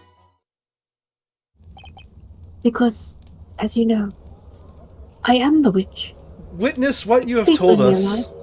wasn't a bad dream or fairy tale, but what you actually experienced. Yes, it was, like I've already said. I remember it very clearly. The heat from the fire, the smell of the smoke, the tears on my face, Isabella, what are you talking about? when I burned the whole town alive. Dots. Don't you recall? You said everyone was dead, and I'm the reason. The defense may now cross-examine the witness. Thank you, Your Honor. Again, we're throwing coins at it. Was there really a huge fire that destroyed the town? What about Bazella? Is she even real? Well, forgive me that you're real. The answers are in Isabella's testimony. Let's make it rain, Mr. Cross-examination. Wright. Grabs a Make it coin, rain for me. throws it into her face. Like I said, make it rain.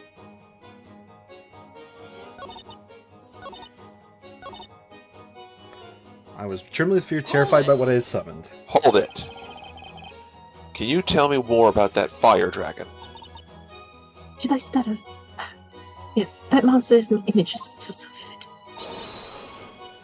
Looked just like the one that attacked Dad this evening. I've done something terrible again. Then you are sure that the fire dragon you saw more than 10 years ago and the one you summoned this evening were exactly the same? Yes, they were definitely the same. Hang on! Is something wrong, Mr. Cantabella? It's impossible.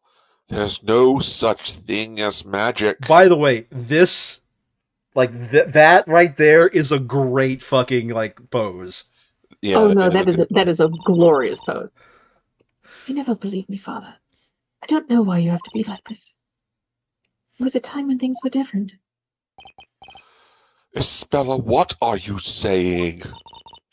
Look at them. It's like a common argument between a teenager and a parent. We wouldn't know what that's like, Nick, huh? Mr. Cantabella created this town. He knows better than anyone that there's no magic here. Miss Cantabella, Yes? would you mind giving us more details of what it is you saw? Dots. Could I borrow a sheet of parchment and a pencil? I think it'd be better if I draw it. Your request shall be granted. Bring parchment and a pencil for the witness immediately. Much appreciated. Sketch, sketch, sketch, sketch, sketch. Fucking metal. This is it. This is the fire dragon I saw that night. This is somebody's tattoo. This has to be somebody's tattoo. I'll get that tattoo. I only got a glimpse of it, but it was real. You add some red Tattoo color to of it that. on my back. You add some red color to that. That would be an amazing tattoo. I must say, it does closely resemble the supposedly magical creature we witnessed this evening. It does indeed. The drawing shall be added to the evidence. This is a farce. What happened over a decade ago? Was the town really destroyed by a fire dragon? Discovering the truth about the dragon shall be our next objective. Witness, continue the testimony. That's me. Yes, my lord.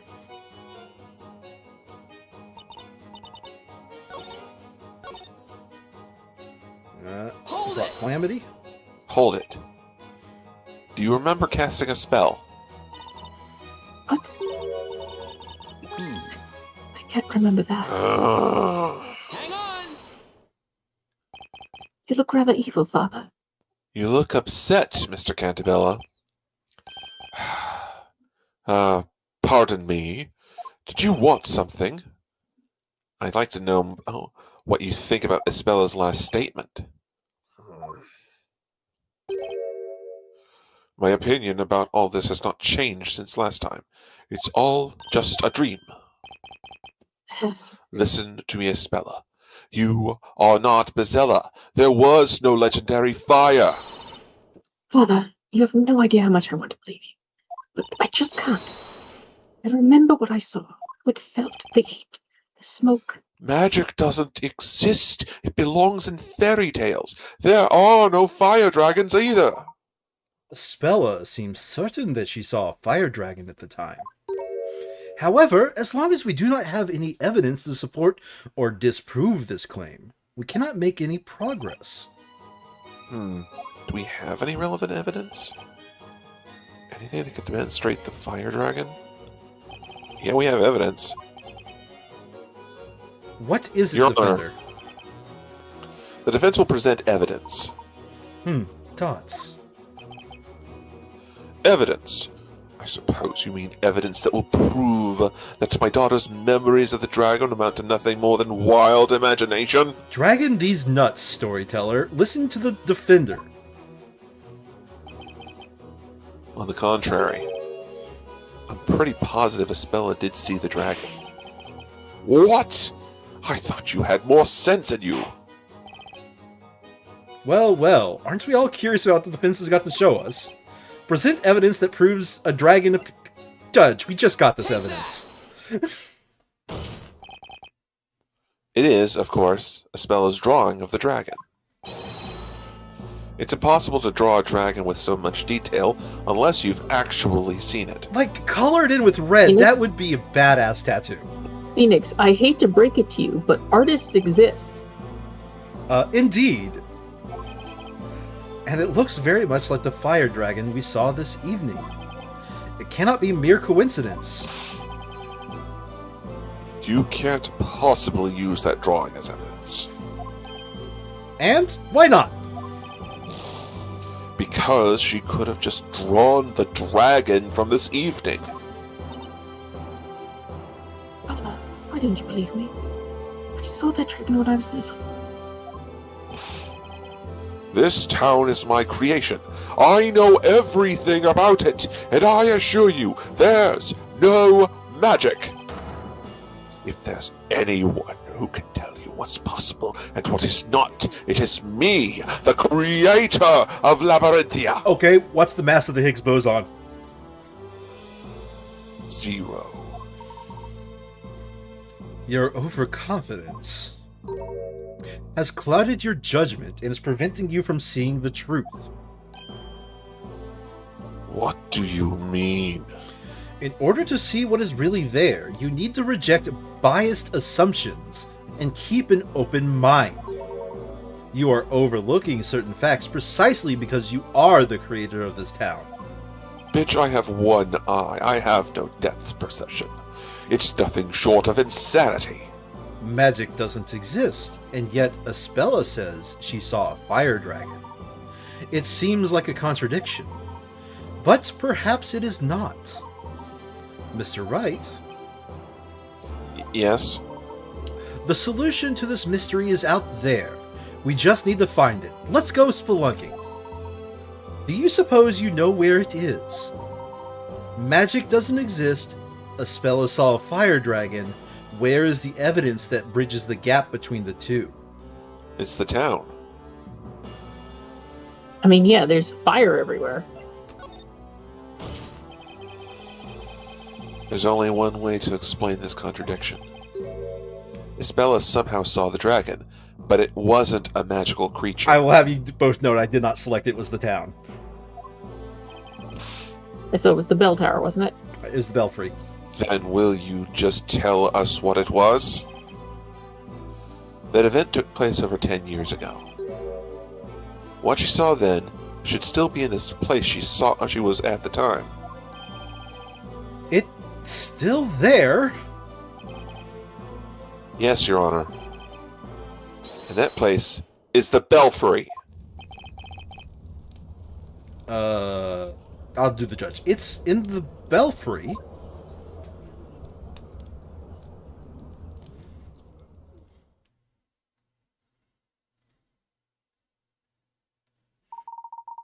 Over 10 years ago. The witness was standing somewhere around here when she saw a fire dragon. Am I correct? Yes, Mr. Layton. However, what was it that you actually saw then? Let us see if we can find the answer to that question. Why not? Go ahead and try, but I have warned you that it's futile. You will find nothing here. Well, it happened a long time ago. Whatever she saw might not be there anymore. If we want to see exactly what we saw at the time, we need to get the whole town on fire. Want me to go get some matches? Maya, no. I may be an attorney, Maya, I think I might love you a little.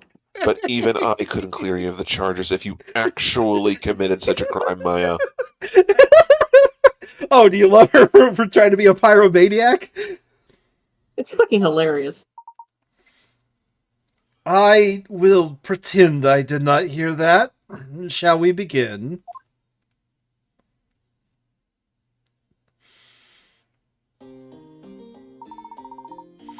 Let us look for the fire dragon.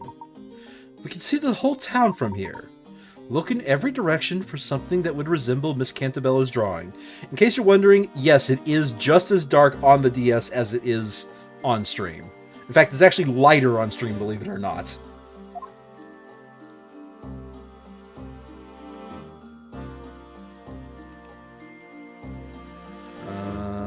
Oh, right. Buttons. Gee, I wonder if it's nope, not that one. Gee, I wonder if that's it. Take that! So I'm going to Spelled. put... I'm just going to say this. When I first played this game, that design actually did not pop out to me. But you notice I went straight down, so I kind of made it a little bit obvious. But yeah, when I first played this game, that design was not obvious to me. Isabella, can you look at this? It looks like the dragon was hiding in here after all. This is... Hey, that's identical to the one Spella drew. It's not the fire dragon. The fire dragon was a creature made of flames. It was so big it could swallow this whole tower. This is just some tiny fretwork. Dots. I think we can consider this mystery solved. I suggest we all head back to the court. I will John, can you explain... give me about 4 minutes? 4 minutes? Yeah. Okay. So how you You're doing, Jordan? Are you enjoying Sandry's all right. meltdown? Yep, it's fun. Yeah, no, I think I'm going to get a bigger meltdown much earlier in the 5th game.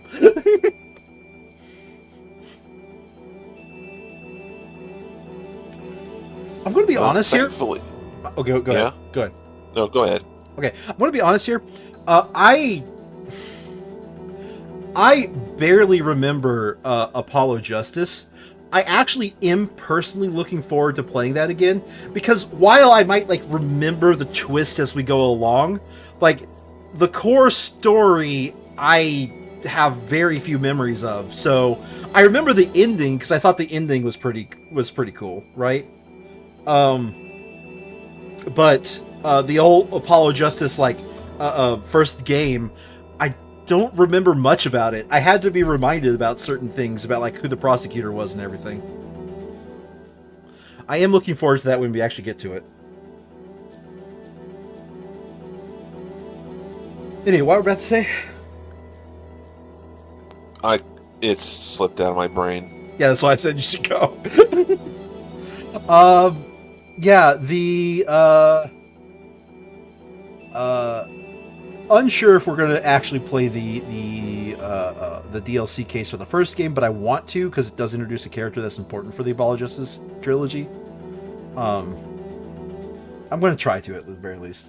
That being said, let me think here.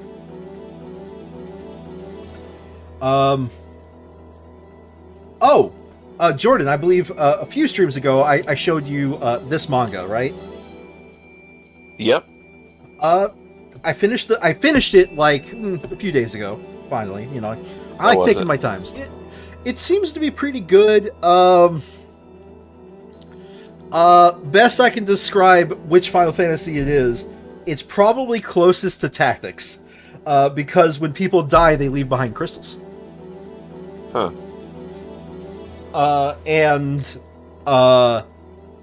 The main character has a special power. Won't spoil it. Like, it's not really worth spoiling, but at the same time, I just won't spoil it, right?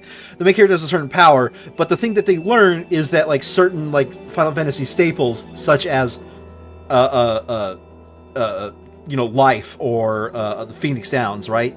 Those are, you know, like, things of legend. Speaking of Phoenix Down. Yeah, those are things of legend, and they're planning on finding them. Anyway, we were just discussing about the manga that I talked about a few streams ago.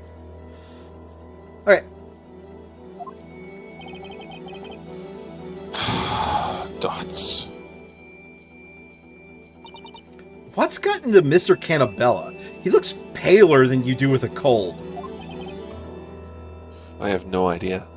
Let's follow the others back to the courtroom. Court clearing. Actually, this could very easily be called a courtyard. It is the courtyard of the bell tower with a court in its yard that is a courtyard. I could feel Sandry's glare across the internet on that one. No, that one feels totally on point. It is a courtyard. The Inquisition's investigation seems to have yielded some unexpected results. But can someone explain them to me, Judge? Judge. You were the best judge of the series, but recently you took a drink of the stupid juice. To be fair, it is like the wee hours of the morning, and he's been doing this all night. I guess. So... He's also going through a significant existential crisis right now. Your Honor, the Inquisition will interpret the results of this investigation. He's just like, oh, thank God, I don't have to do most of the work this time. You said you were about 6 years old at the time of the incident. Yes, that's right. Did you see the moment the dragon appeared above the town? No, I don't remember. I remember seeing it at some point. It was like a flash. The town was ablaze and this fiery beast was hovering above it. Then, when you noticed the dragon, the town was already engulfed by flames? Yes, it was. That information completes the picture. Miss Cantabella's statement has offered me an insight to the true story of the fire dragon. Over 10 years ago, Miss Cantabella was in the belfry, unconscious. Oh, look at the Babadoo. What events led to this? Perhaps we'll discover that in due course. More witnesses. When she awoke, the whole town was on fire. Having inhaled much smoke, she was still dazed. She was only vaguely aware of her surroundings when she looked up, alarmed by the scorching heat. Unable to stand, she was on her knees. And then she saw something she would remember her whole life. She saw a terrifying fire dragon attacking the town. She saw it through the fretwork in the balustrade.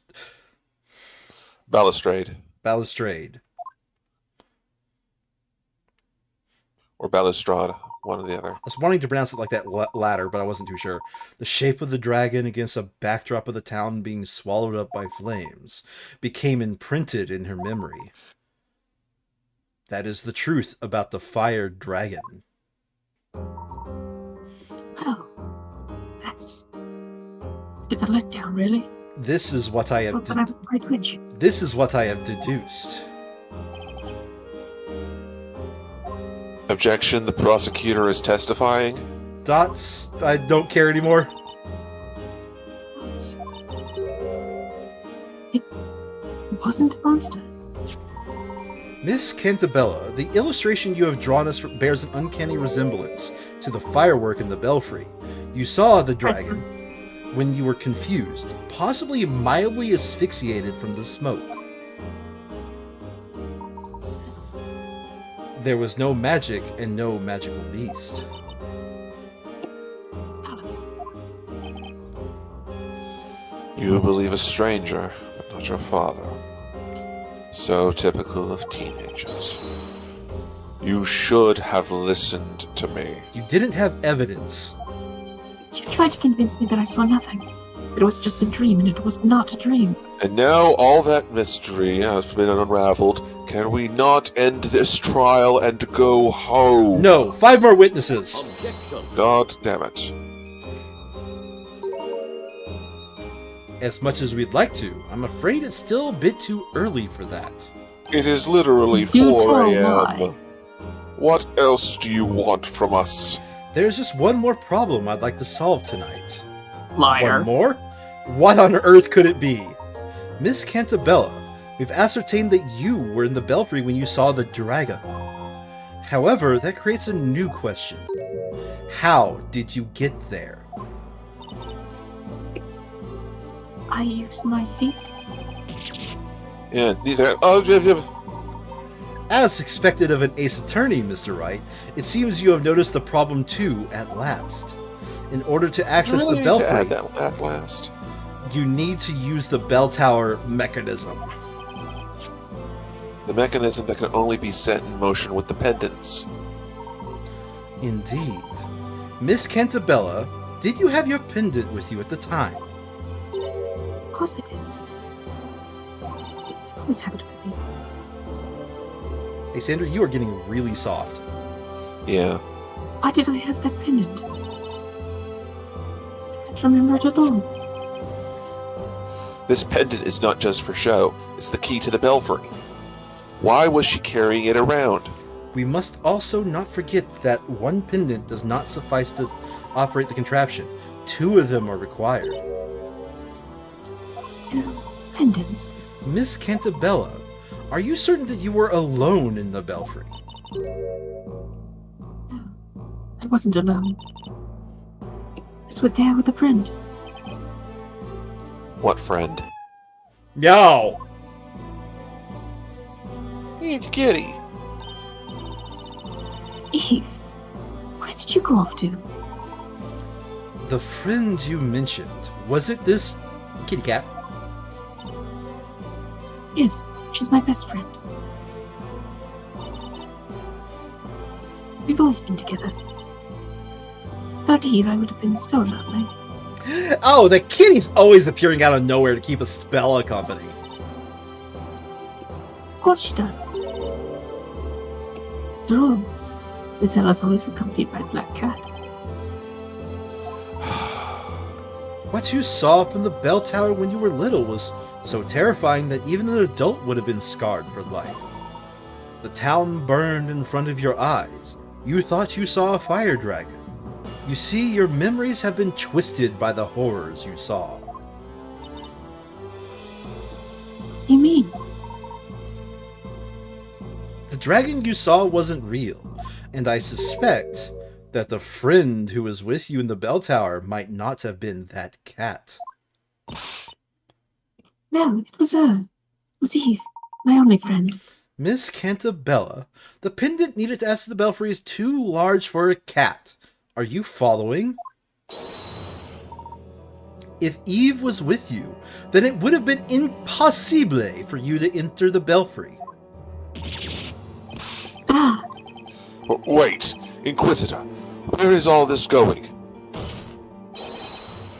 You have no right to tamper with my daughter's memories. Like you have, dear storyteller? Fair enough.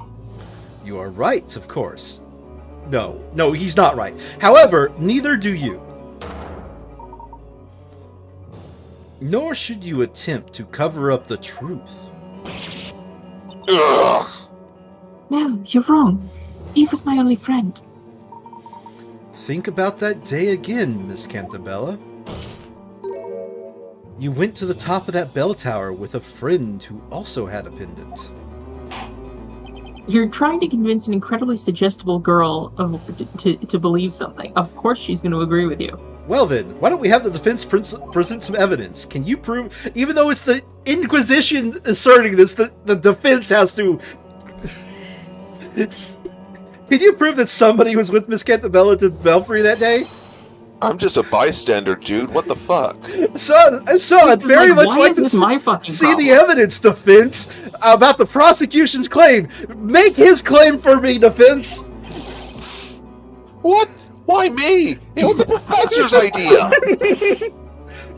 I have nothing on the legendary fire. Why are you asking me for proof? Huh, right. I suppose you wouldn't have any proof. God. None of us remembers that incident. I've had enough of this, Your Honor. You have no grounds to continue this trial. This trial ended a long time ago. This is now my soap opera. We appear to have reached a dead end. Yep, there's nothing else for us to do. Objection. Go down. Ugh. Please hold on, Your Honor. I'm the one with the evidence. Oh, what's this all of a sudden, Inquisitor Layton? The defense does not have the necessary evidence, but someone else does. What do me, you Professor? mean? This time, the Inquisition will present its evidence. Right here, Professor. Seriously? You son of a witch. It's not very nice. This is what you wanted from the very start, isn't it? I love how Layton just said, "No, fuck you, I'm presenting evidence." Well, in that case, this is unusual. Aren't you supposed to, like, pull us out of your ass, like, and not really present it, but just say it exists? The Inquisition shall present evidence that somebody was with Miss Cantabella in the bell tower I wonder when she saw the picture fire. of the picture of the two girls together with their pendants. Gee, it could be that. Have a look. Instead of take that, he says, have a look. This is the proof. Look at this photograph. It shows Miss Cantabella with a friend. Oh, God. No. This is the finest illustration I've ever seen. It is a photograph. It looks as if it were a reflection of the real world on paper. Tell me, who created this exquisite work of art? It is a photograph, Your Honor. Well, Your Honor, I understand you are fascinated, but let us focus on what this picture shows. This picture was found in the Storyteller's Tower. Mr. Cantabella, we have taken the liberty of borrowing it for this trial. It's enough to look away for a second and you already caused trouble. Professor, aren't photographs against the rules? I mean, this is supposed to be a medieval... God damn it, Maya, you lost the brain cell again. Who cares at this point? What is important now, Maya, is helping Miss Cantabella to grasp the truth. How do you deal with this, Phoenix? Copious amounts of drinking.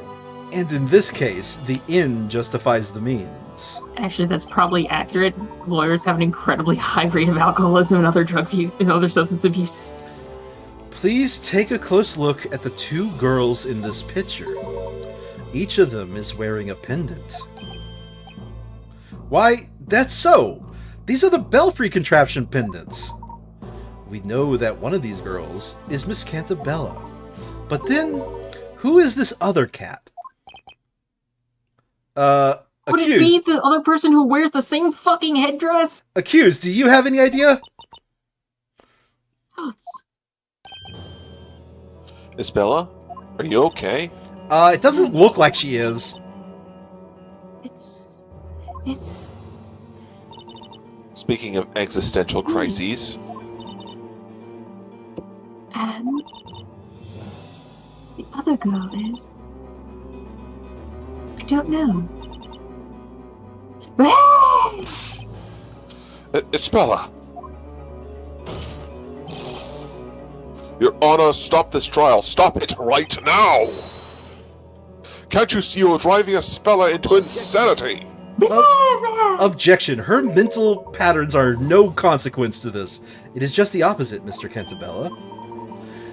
If we turn away from the truth now, Espella will close herself to the world forever. Goodbye. Mr. Wright, Yes. you know who it is, don't you? You know Bet your bibby I do. the identity of the other girl in this picture. I mean, it's not been even slightly subtle. The faces look remarkably similar. If that's so, if the defense knows that, tell us who this other girl is. It's the cat. Gee, I It's wonder if it's Inquisitor Darklaw. Darklaw. Like, seriously. It's fucking High Inquisitor Darklaw. It's fucking High Inquisitor Darklaw. Sounds like fun. I cannot say I have the slight suspicious... something. Miss Cantabella, what do you say? Do you now remember the girl next to you in this picture? Sorry. The Darklaw.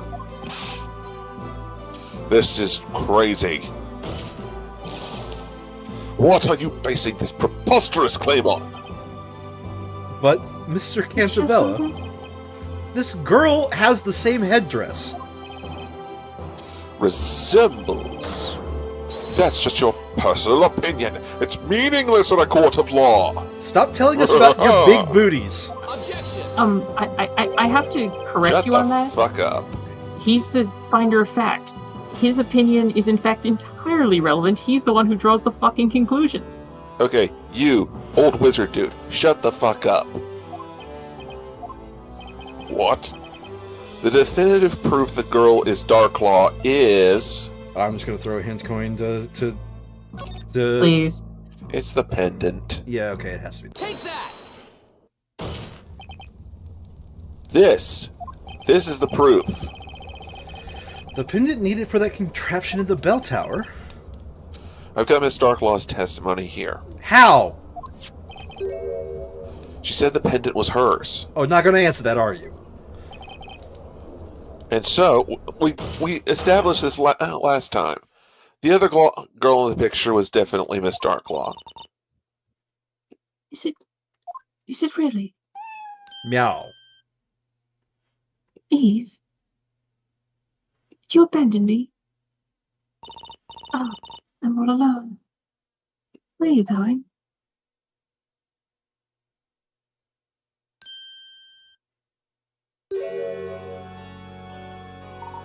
Hello again. I was expecting you, Miss Darklaw. Oh no, I'm High Inquisitor Darklaw again. I see I was not mistaken about you. I trusted your ability to get this far. Objection, Your Honor. Double teaming the defense. You wish. You got to do that the entire game. In fact, you triple and quadruple teamed the the others. High Inquisitor Darklaw, where did you appear from? Magic. Does your memory not serve you well, Your Honor? You know what I am. I can disappear anytime I wish. So, storyteller. Everything has worked out just as you had written, O revered creator of Labyrinthia. Darklaw. Lady Darklaw. Well, thank goodness these two voices are sufficiently separate from each other. Mm-hmm. If that bitch gets any closer, I will strangle her. Miss Darklaw, I've got claws of my own, you fool. did you enter the belfry with Miss Cantabella when you were little? Yes. Yes, I did. Then you have memories of events from before 10 years ago. Yes, I certainly do. And the cat is on the stand again. Yes. Order! Order! You're going order! to question her. You do realize that. Lady Darklaw, you are with me? Your memories have been suppressed by that man. But I was with Eve. Eve. Meow. Eve the black cat. Yes, she's always been my dear friend. She was by my side on that day too. What a bizarre coincidence. Darklaw isn't my real name. What? Then what is your real name? Eve, of course. What? What? You are Eve. Ah! Shimmer, shimmer, shimmer, shimmer. There we go.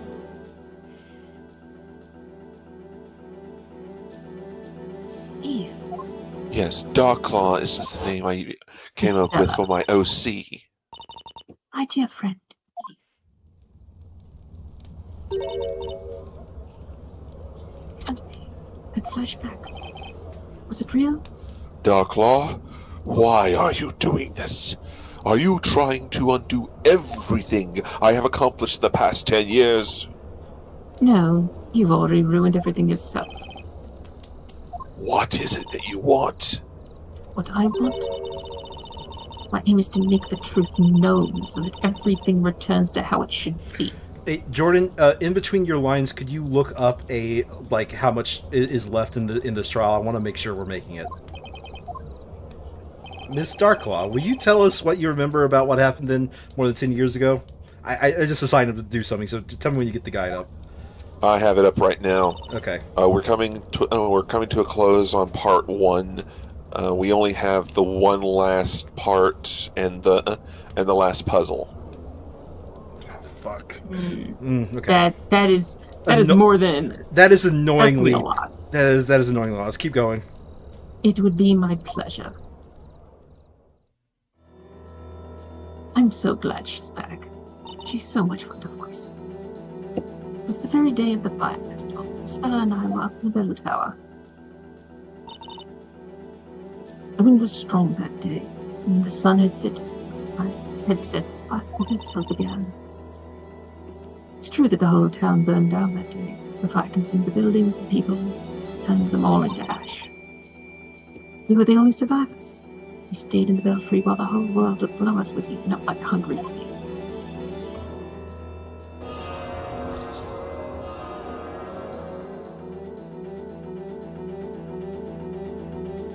Legendary fire is no fable.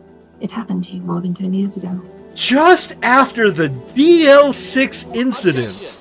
I had to. I've been resisting this the entire Hold IS-7 it. incident, yes. There are no such things as magic and fire dragons. So how could a whole town be destroyed in just one night? Yes. By normal fire? That's something I'd like to know as well. Even if we assume the celebratory fires got out of control, surely the whole town wouldn't have perished like that. Spella. Now it all makes sense. Nope, never mind. Now it all makes sense. That was the missing piece of this puzzle. Oh. Did you just... What do you mean, Professor? I can imagine now what transpired that night. I have solved the puzzle. Okay, get out of your mind, Oh pals. boy. What happened in the belfry and what caused the legendary fire? We have all the clues we need. Do we? The Inquisition has evidence to show us. I'd very much like to see it. What caused the legendary The fire? bell. I'm It's the assuming bell. it's the bell of ruin. Oh, did everyone fall unconscious? The cause of the fire is in the belfry. It was the bell. That bell had been made by the natives and later sealed underground. It was called the Bell of Ruin. Bell of ruin? By the way, why does this bell have such an ominous name?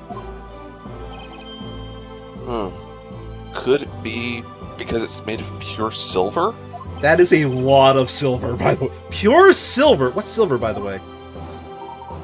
Exactly. Mr. Cantabella has told us earlier. That's Blah, blah, everyone who lives here has a very particular condition. Blah, blah, Blah. And that metal is pure silver. Indeed. Yes, we've been told the condition is brought about by drinking the groundwater. Indeed. That bell was also the reason why the original inhabitants of this area decided to forsake it. It seems that the Bell of Ruin has caused a devastating disaster. I had to do it at least once. To those who have gained entry into the sanctum, heed our words. You must not ring the Bell of Ruin.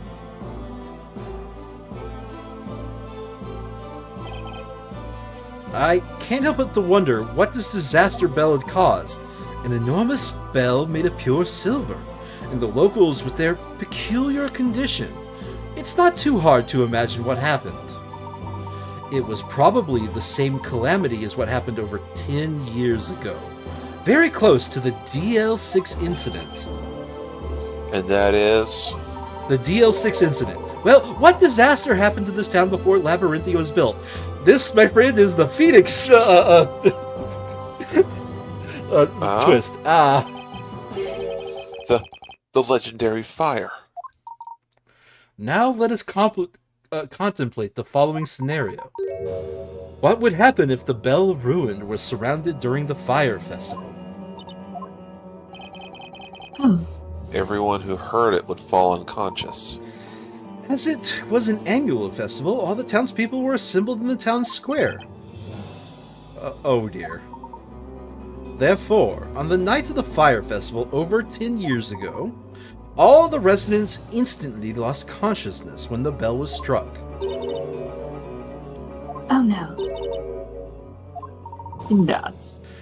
Had it been just slightly windy that day, the fires lit for the Great Witch Bazella would have gone out of control. And they would have spread throughout the town something because I didn't read it. Because everyone was unconscious. Exactly.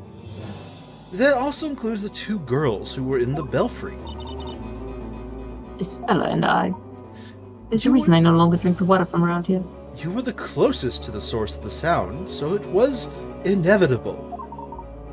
When you recovered consciousness, it was already too late. The town had been swallowed by flames, and if a fire dragon had come to burn it, that was a calamity caused by the bell. Calamity? You say here that the cause of the calamity is the Great Witch Bazella. That night in this very town, Bazella was more than a mythical persona. It was Bella? Bazella. She's losing it again. Ooh, I love the ghost. The When Bell you see of the ghost Ruin. images.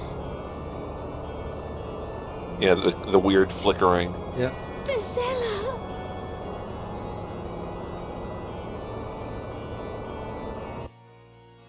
No!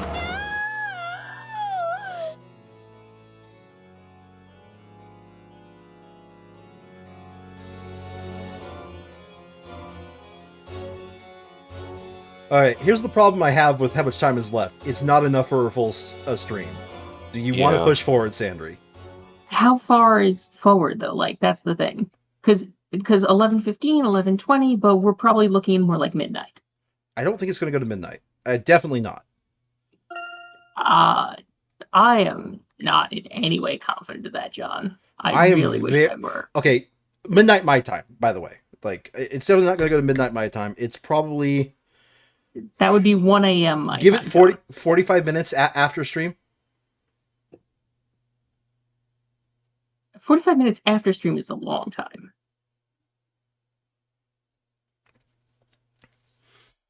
Like I was prepared to go to like 11:30, but by the time we get to 11:45, it's starting to get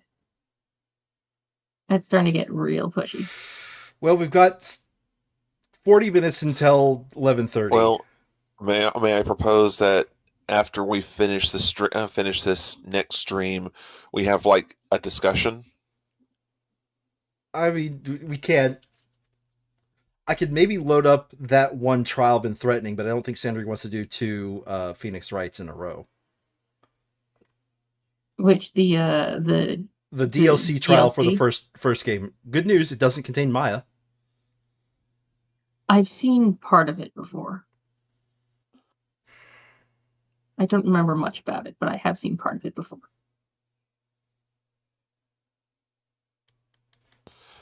I was thinking more like we talk about the game that we just finished, and like sum up our thoughts about it. I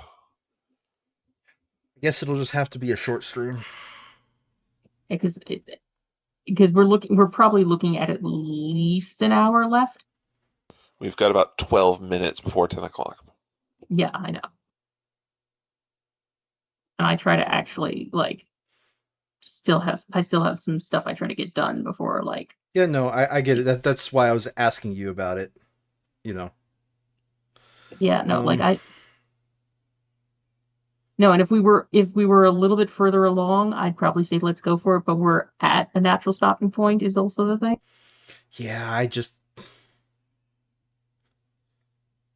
Oh well. Look, worst case scenario, we do a bit of like Great Ace Attorney Chronicles, because I actually find that game entertaining.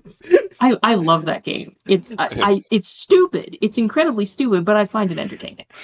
It'll be a nice palate cleanser after the nonsense that this was. I mean, except for the fact that the first trial's absolutely idiotic. But I mean, also think about the Great Ace Attorney Chronicles. You could definitely see the stuff. Let's at least take the time that we have left for this stream to talk about stuff. Oh right? Yeah. Sure. You can definitely see talk about what we're gonna do until I'm going to save, and I'm going to go forward until we have some background music, just to have background music. Okay. Okay.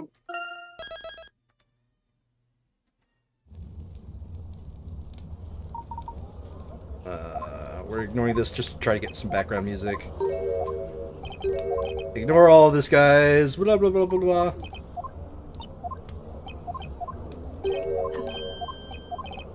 Wow, there is just going to be... Okay, we're just going to listen to fire, I suppose. Alright. So, yeah, you can definitely see a lot of the stuff that actually led into the Great Ace Attorney Chronicles. Yeah. Very much so. And the reason, and it occurred to me after you kind of talked about, and I wanted to say this then, after you talked about, we're gonna have to tutorialize this. They kind of had to, because they only brought it up twice. But in Great Ace Attorney Chronicles, all the time did you take two different people's testimonies and said these two contradictory. Yeah, that was the thing was that I'm coming at this from someone who binged Great Ace Attorney Chronicles with you 3 years ago, literally. God help me, at least 3 years ago. You managed to stand me for 3 years. How does that feel? It's longer than that, because it was at least 6 months before I got my job, and I've been there over 3 years now. So, it's probably closer to 4. Yeah, no, and that game, while unbelievably stupid in so many ways, and it really is very stupid, is kind of charming. But the mechanic of pitching people against each other was sort of a central aspect of the gameplay. So for me, it just was oh yeah, no, it's this thing we've just done all the time. Yeah, but contradictory. This one focuses more on one person says a testimony, the other person questions it. Whereas that was rare. Happened. Yeah, that in Great Ace Attorney Chronicles that was rare. It usually happened it usually happened at least once a trial, but nothing like this. Yeah, on this one you had a panel of 10. Come on. Which also that I remember you telling me about during Great Ace Attorney Chronicles when I was complaining about 5 witnesses, and you were you ain't seen nothing yet. And that absolutely was deserved. The 10 witnesses were absolutely unnecessary. It was just for the hell of it. They did not need 10 witnesses. But you fell in love with a lot of those characters, though. Oh, they were great characters, but they weren't fucking necessary. You could have done without them. Mm-hmm. And by the way, I'm gonna be honest. What's his name? The one to the left of Foxy was just Cerberus? Jordan made just such a joy.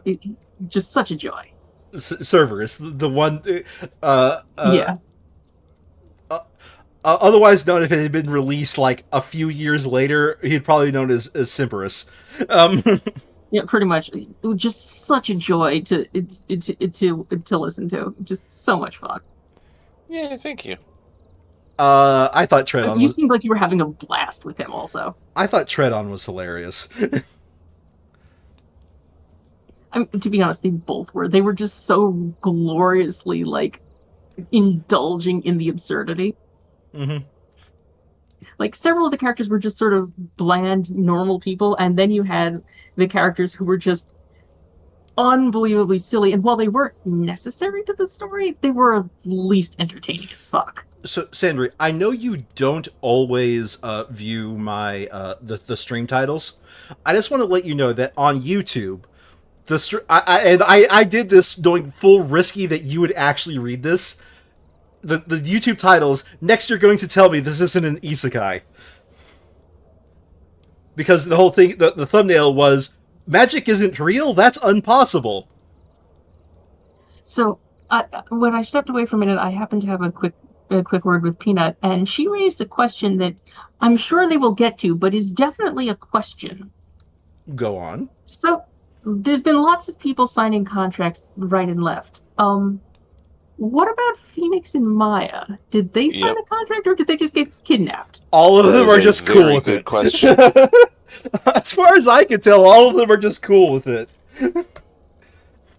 Because that sounds sketchy as fuck. Yeah, I think the Go ahead. I think the implication is that Darklaw nabbed them and brought them here intentionally to fuck up the storyteller's story. That No, would be because you know, like that. Because considering this is a British government operation, sort of an international incident sort of level problem. 2 foreign citizens kidnapped for government mind control project. I think Leighton was purposely brought here to fuck up the story. Why Wright is here is actually really confusing. Like, to be fair, nothing fucks up someone's day like having Phoenix Wright show up to your legal process. He will make that shit chaos. see, I thought you were about to say no, nothing fucks up people's day like Maya showing up. To legal shit? No, Phoenix will absolutely fuck up your legal day. Your legal day is absolutely screwed because weird shit will happen. Dude is incapable of walking into a normal fucking case. Like, he has never experienced a normal case. The closest to normal is like the first episode, like his first case ever was like sort of normal. It's just a dude who bludgeoned someone to death and then lied to try to get someone else in trouble for it. But like, that was the most normal shit he's ever dealt with. You know what I would like? Just once. Just once, I would like to have a case where nobody dies. Okay? Is that really so much to ask? No, there was. Every trial on this one, nobody died. No. Second case of Trials and Tribulations. No one died. Mask started mask was just a thief. Then case 3 was a murder connected to the previous case, but it was a separate case with a separate trial and a separate investigation. When we get to Dual Destinies, I think, Sandri, you will love this. We actually get a civil trial. Ooh, now that's just wild. Like, Phoenix is like, so by the way, you know how I'm like a criminal defense attorney? What if I turn my hand to civil law, which is totally the same practice? Yeah, I'm not going to spoil too much other than I'm just going to say it is a civil case. Phoenix is, again, just like, man, rule 1.1, fuck that shit. Rule 1.1? Of the model rules for professional conduct, which is competence. Okay. A lawyer should only take on cases for which they're competent, or if they're going to take on a case where they're not competent, associate with counsel that is. Basically, you don't actually have to specialize in the type of law that you're taking that case for, but you need to bring in someone who does know what they're doing to help you. You're not supposed to just, if you don't know what you're doing, you're not supposed to just take the case. So for someone who's just a hardcore, like, criminal defense attorney who basically only handles capital murder cases, to go into civil practice just on his own is kind of crazy. I mean, I think it's kind of hinted... Which one? Go ahead. Which rule is the zealous advocacy rule? Complicated because some states have taken it out. I don't remember where it is. It's probably I'm pretty sure it's somewhere in section 1. I just don't know where. Yeah. Because I mean, I'm in New York State and we don't have that. They took it out. They explicitly took it out. It was in our old rules before we adopted a version of the model code. Back when we had the canons, and they took it out when they adopted the model rules. Yeah. Specifically removed zealous advocacy. So, one thing I want to add, I think when it comes to that, it is very much hinted at, like, the trials that we see in the game are not 100% of all trials Phoenix has ever had. Right? True. But given that he's a defense attorney, I suspect that he generally defends criminal cases. Yeah. Just from context, he doesn't. Whether he always defends capital murder cases, we might only get to see those because the rest of his cases are comparatively dull. But he basically only does criminal defense work, and to go into civil practice can be kind of messy. For one thing, the standard of proof, at least in the Anglo-American system, is very, very different. I believe it's not a preponderance of evidence, it's something else. It's preponderance of evidence, okay. Which roughly translates to more likely than not. 51% is good enough for most civil. Yeah, which is why there's like 6 or 7 different degrees of standard. Like isn't there stories of in the American justice system where somebody is not guilty according to a criminal trial, but has to pay stuff with. Yes, O.J. Simpson is the classic example. He was successfully sued for wrongful death, despite the fact that, as far as the criminal courts were concerned, he didn't do it. That's also one of those things. Right before I step away, it's just one of those pet peeves of mine. When people say, it's like, oh, the verdict is not guilty. No, it's not really accurate. It's not that the verdict is not guilty. You were not guilty from the start. The verdict isn't guilty. I know we say the verdict is not guilty. That's how we've always described it, but that's not actually what's going on, because the default assumption is that you didn't do it. Like, the presumption is innocence, and so like the verdict has to be a contradiction to that, as opposed to, so you're not found, like, so when they say he was found not guilty, no, he wasn't found guilty. It doesn't even mean that he didn't do it, but it means that as far as the criminal courts are concerned, he didn't do it, because it's assumed that nobody did it until you can prove otherwise. Mm-hmm. The civil courts aren't nearly as picky. If it is more likely than not that he did it, good enough. Well, I'm pretty sure you want to save some discussion for next stream, because we're gonna have to vamp for some time. Yeah, well, we'll also discuss what the hell we're gonna do, because aren't you playing some Final Fantasy Tactics in like a month? September 30th is the day it's released. I am going to we'll play. Need to kill like 2 months, basically. Yeah, I do have a list of games that I don't think are going to take 2 months, and it hasn't actually changed. I actually decided on this list before we even started this game, before I even knew Final Fantasy Tactics was being released. So I do have a list. We could pivot straight into that, in which case I need to put up a vote. Let's decide this right now, actually. We could pivot straight into... I can spare a few minutes for that, yeah. Yeah. We could pivot straight into that game. Whatever game we vote on, right? Because I'll throw up a vote. Like right away after the trial, assuming we have enough time to, right? Otherwise, I wouldn't mind a little bit of time to vent also, because like, yeah, this game could do with a little bit of like unpacking. You haven't even seen how much you need to unpack yet. Yeah, no, fuck. I have concerns. You have concerns that you've gotten the Leighton and the Phoenix Wright twist, and yet the game is still going. Yeah, no, like, that's the thing. Again, I've said this. I have said this about 8 times. Welcome to the 3DS era.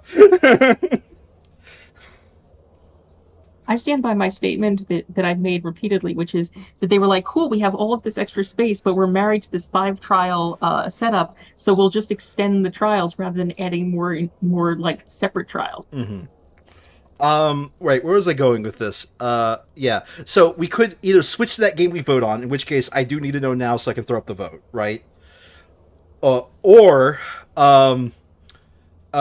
we can switch to I I know you said Chronicles, but like if we switch to Chronicles, I would still have to whenever we properly do Chronicles, because it sounds like you want to properly do Chronicles, right? We would still I be probably starting. Would. Chronicles is a wonderfully just. We would have to start that over again. I don't want to like have an orphaned bit of stream, if that makes sense. Fair. So in that case, probably not the way to go. The other It also alternative depends whether it also depends whether our collaborator here would want to do Chronicles, because if not, that's a lot of people to fucking voice up all on our own. Jordan, you still have like free invites to anything we do in the future. Yeah. Or we have the DLC case here.